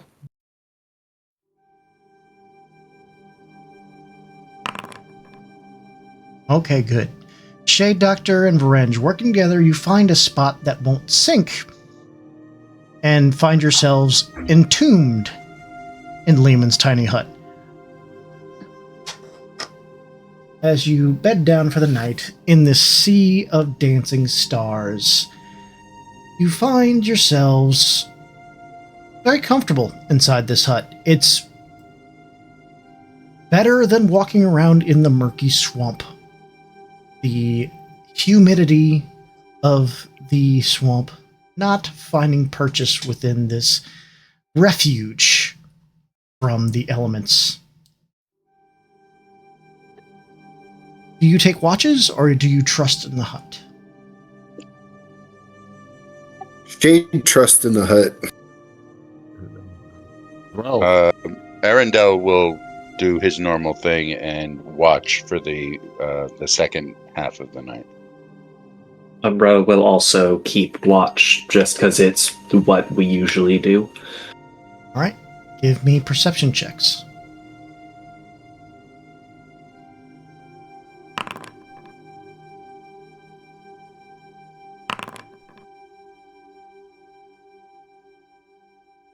Umbra, as you sit upon this ground and you stare up the sky and you kind of paying attention, you feel a little strange.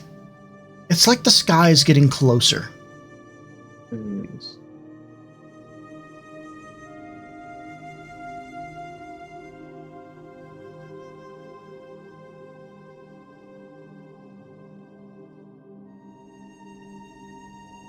And that's all you see from within the hut. All right, then.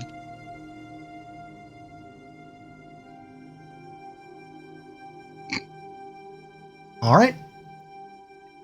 As you wake in the morning, you find yourselves getting up. The ground is a bit squishier than you remember. And as you look out into the horizon as the sun crests, you'll find that you're much higher than you were before. And you seem to be above the ground. As you awake on the top of a bulbous form, spotted, red, enormous, almost 100 feet across. Heavens. You find yourselves on the cap of a giant mushroom that has risen from the ground and lifted you into the air 60 feet from the ground. Rudrow. Well, this is interesting.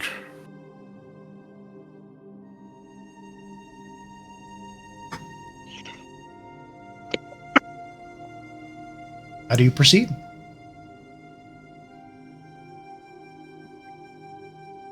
Now the big question. How do we get down? Yeah, does anyone have any rope? You'll have rope. Wait. As a player, I know how this works. One side of the mushroom we could grow bigger, one side will make it grow smaller. Does it say eat me? No. Then don't eat it. You don't know which one it is. But yes, we should all have rope. Check your backpacks. I don't. How many feet? Check. Good question. Probably 50. How big is the opening on the bag of holding?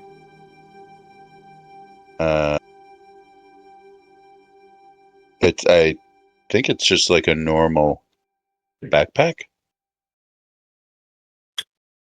Could we all fit in the bag of holding and then Mooney just flies down with us? It doesn't tell me how much rope. It says rope adventuring gear, but it doesn't actually say how much it is. It's gotta be usually 50, right? a 50-foot coil, yeah. Okay. Yeah, so- in the 2024 rope, they didn't specify the length because they forgot people keep track of that shit. Oh. Well, yeah, so I have 50 feet of rope then. 10 feet shy. But Well- could we take two of them and tie them together? You certainly could. Yeah. All right. It will give you an advantage check, advantage on an athletics check to get down. Oh no. Does Branch have Featherfall? No. I can go last. I can just fly the rope down. Yeah. I just remembered that I bought my equipment separately and did not buy rope. I do not have rope. But could we all fit in the bag of holding and then Mooney just flies us down? That's a question that I cannot answer. think he's asking the DM. Because I believe the Let's bag of holding see. has, like, I Is believe it- it states that it has air in it for It a does, certain 10 amount of time. but it only opens 2 feet wide. Thinking of your builds, it's not a very... Umber can fit in it. Umber can be as thin as... Hold on, 2 feet wide? Like, that's... 2 feet in Like, diameter, you can sorry. definitely... Yeah, that's definitely big enough for someone to go into a bag. Big enough for you guys, not for my fat ass. Not- All right. I was going to say, that's 24 inches. Not very many people have the widest part of their body only being 24 inches. Yeah, so I'm thinking about everybody's build here. Y'all don't wear heavy armor. Umbra would be fine, because Umbra can change shape. But the rest... Y'all look like a bunch of Varenj skinny... is a thin wizard. Arendelle is really thin. Yeah, y'all look Shade like a bunch of skinny Doctor, bastards. Y'all can fit in there. Wow. Unnatural beauty standards for the win, huh? We'll probably have to fly down 2 at a time, because the bag can only hold up to 500 pounds. That's fine. Alright, well, I guess I'm flying everybody back and forth. All right. So you take turns flying them back and forth down this mushroom. Not very comfortable in a bag holding. You're kind of floating in an extra dimensional space with a bunch of things bouncing around inside of it. Well, here's an important question. Does the storm cloud follow me in the bag holding? It does not, but it's going to rain on whoever's carrying the bag. So I get to be rained on while I'm flying him down. Yes. Fantastic. All right, so you have made yourself down the mushroom. This large red cap that has formed seemingly under your feet as you slept during the night.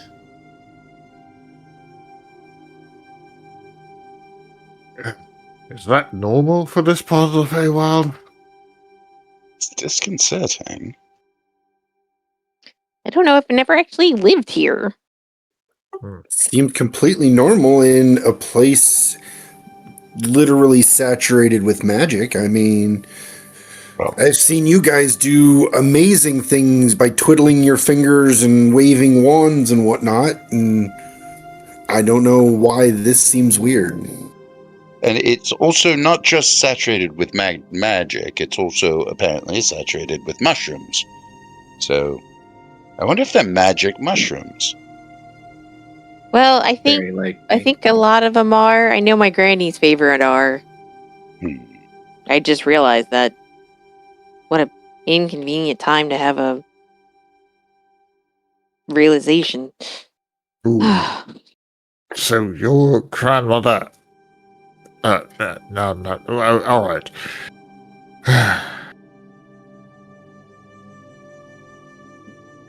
Anyway, Granny said in a dream to follow the mushrooms, so that's probably what we should do if we want to figure out where we're going. But she didn't exactly give me directions. I I don't believe think her directions were to follow the mushrooms. I don't think directions are going to be particularly helpful in the Feywild. You just seem to need to know where you're going. Or where you've been. So, Well, what Moody we wants need to to look know is around that for we- more mushrooms. As you look around, you do see that more mushrooms have grown kind of in a trail from the large one, and then there's a more like tree-like one this way, and then a smaller one, and they get smaller and progressively smaller as you go down the path. You follow these mushrooms. Yep. Okay, let's start off. Also, out of character, we've had 2 long rests now, so we should all have inspiration back. Right. Oh, that's right. I gotta do my long rest. I didn't do it. Whoopsie.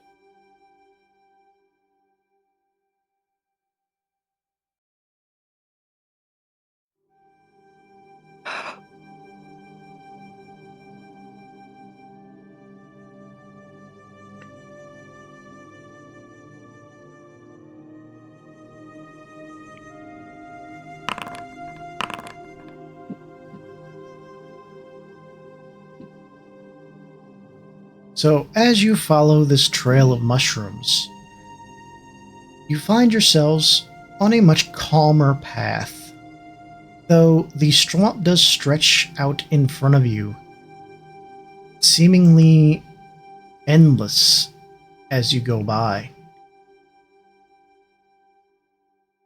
But the day goes by without a problem, as you once again see the suns fade beyond the fog sea, and the stars dance in the sky once more.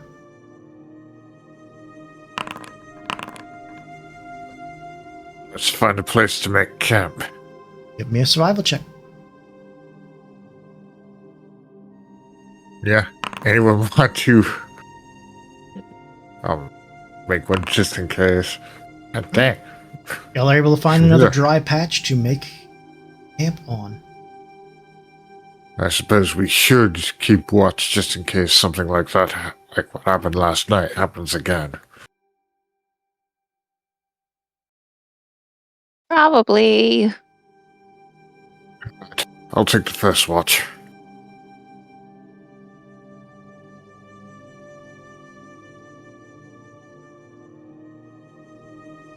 All right.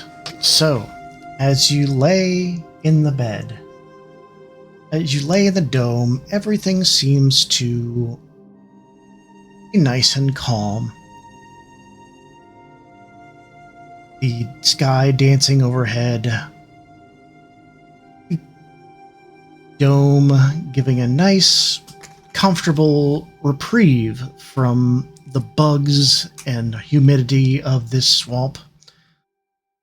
The rain gently falling on the outside of it, kind of obscuring everything outside a tiny bit, until you find the tiniest of hands press against the dome, and you see a small shadowed figure, tiny, the size, the size of a small doll, press its hand against the dome. And then Hey, Shay, another. do you still have your doll? And then another. And then another. Oh no. And then another.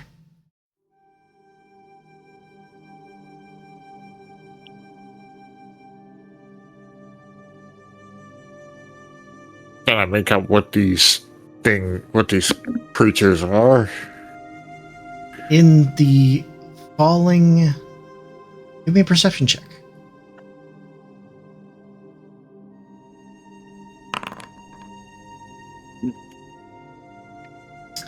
As you 21. squint your eyes and look past the raindrops, you see the faces of dolls. Masked dolls. They all have little devil masks on. They are...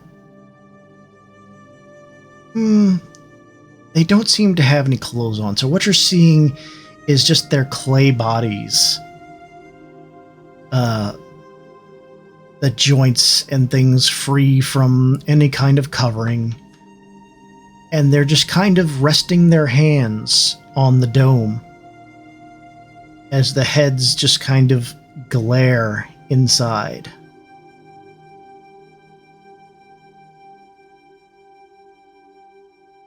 Being right up against the edge of the dome, I whisper to them, "What might you be?" Do they respond to me in any way? They do not. Well, that's creepy. Another hand. Stop that. Another hand. I tried my best to ignore them. As the night drags on, slowly, the hands retract and leave the dome. Were they at all reminiscent of the of Shade Doctor's doll?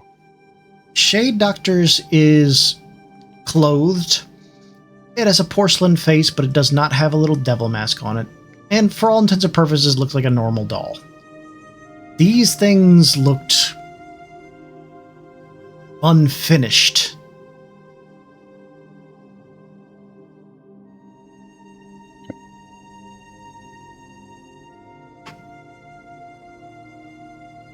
You get a different vibe from those dolls to Shade Doctor's doll. Let's take a second watch.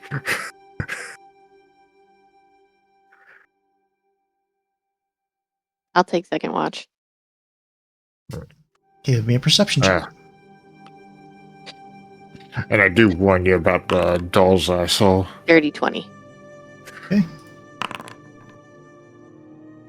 Nothing happens. You are able to enjoy the dancing of the night sky, thinking back to more stories of your grandmother, none of them really making sense, honestly, except for a woman that she mentioned, her grandmother, or at least she thought it was her grandmother. It was a woman that always used to call herself Granny Sweets that visited from time to time. Do I get the feeling that this was the relative hag? Give me an insight check. Yeah. Barely good at that. 18. It's really hard to tell because your granny was high off. You realize now that your granny was high off her frickin' back end most time. But something inside you tells you, yeah, that name resonates something inside your soul. Okay.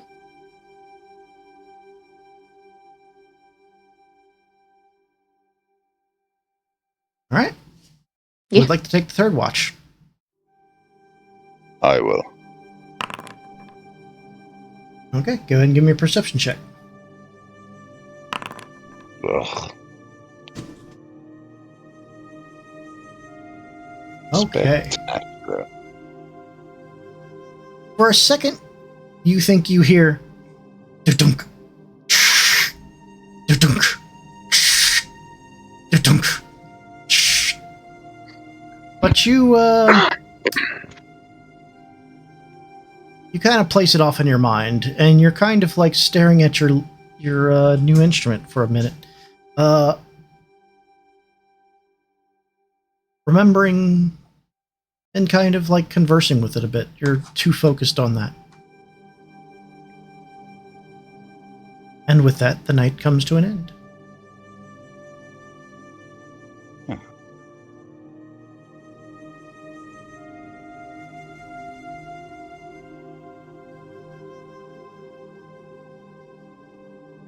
All right. You wake in the morning. Thankfully, not on top of a giant mushroom. As you stare into the day greeting you, you do see a couple of things in the mud. A bunch of little footprints that lead off in all kinds of directions. And this giant dragging divot in the mud. That is strangely familiar.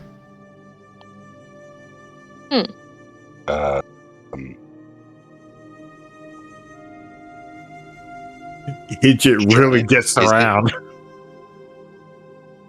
Wait, you said a giant dragging or dragon? Dragging. Like something was dragged through the okay. mud. Got it. I mean, it's closer to something that his canoe could travel in. And you see it not actually going toward the water at all. Like it is being dragged specifically north. We really have to have a talk with that young man. He is very aptly named.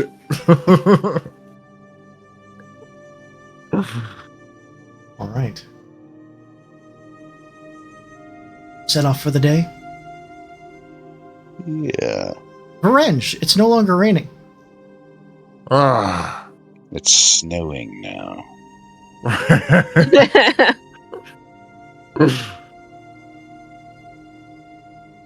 Well, I guess you'll find a different way to entertain yourself. As you kind of... give me a perception check right quick. Okay. Revenge. Okay. Yeah, 11. There go the good rolls. Yeah. That one's, You go to put on your boots, and you just feel a squish. And an odd what's smell. in my boots? Oh, no. Wasn't me. What's in my boots? As you take your boot off, it is a viscous white material that is gooed up all over your foot now.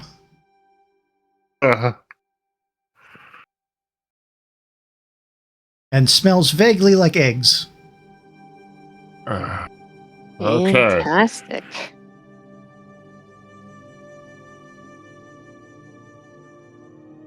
Oh, man, this is like some sort of Strixenhagen hazing ritual.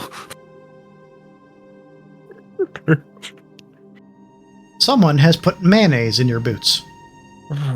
Oh no. It's definitely one of those mayonnaise. Yeah, hopefully. Anyway, Umber, can you help me clean this up? I believe you have know how to use prestidigitation. Very well. As all prestidigitation the mayonnaise out of the shoe. Mm-hmm. Just turns into a vacuum cleaner.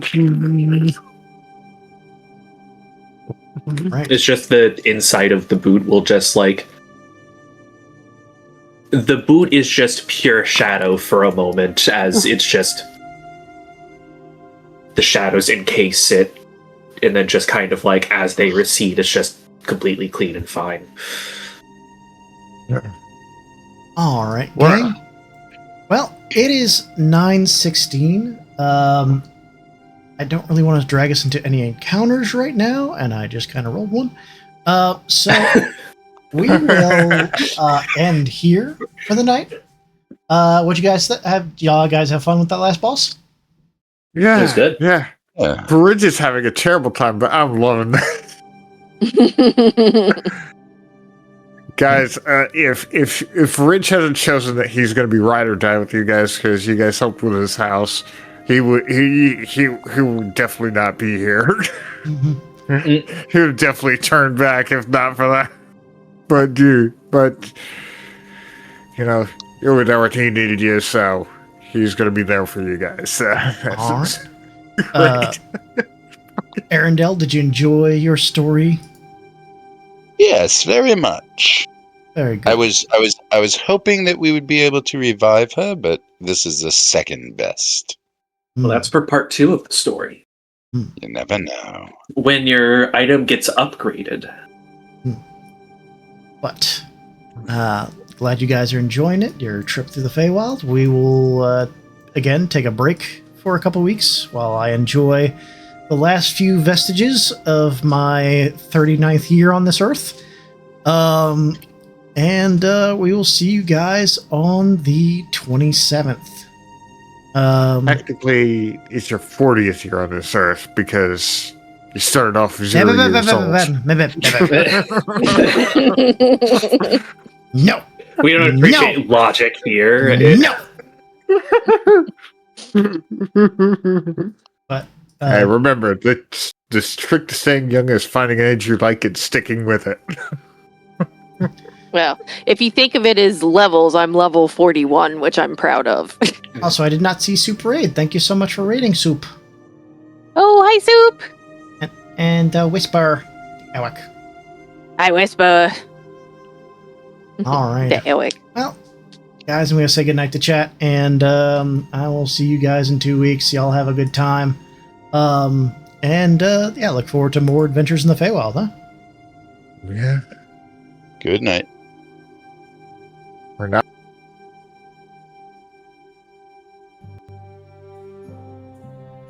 All right, gang.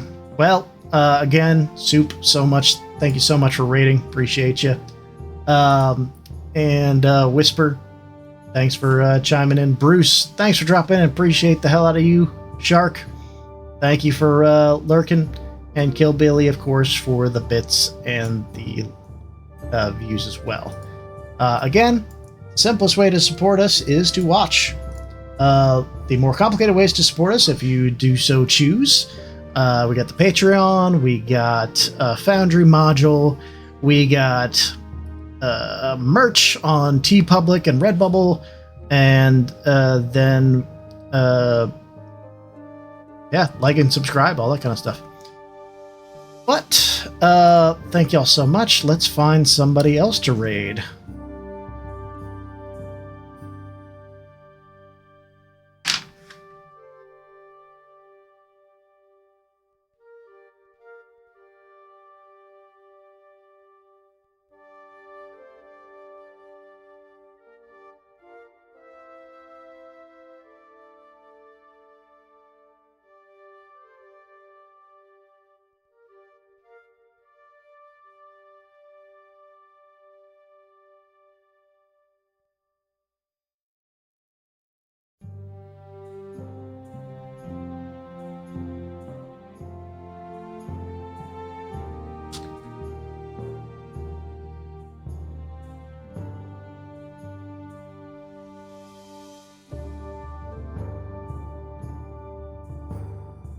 Should we raid Felicia, Joey, or Andy Z?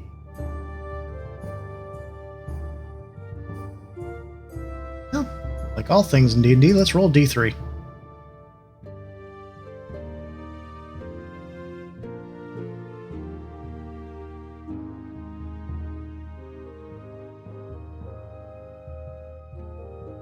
It's Alicia.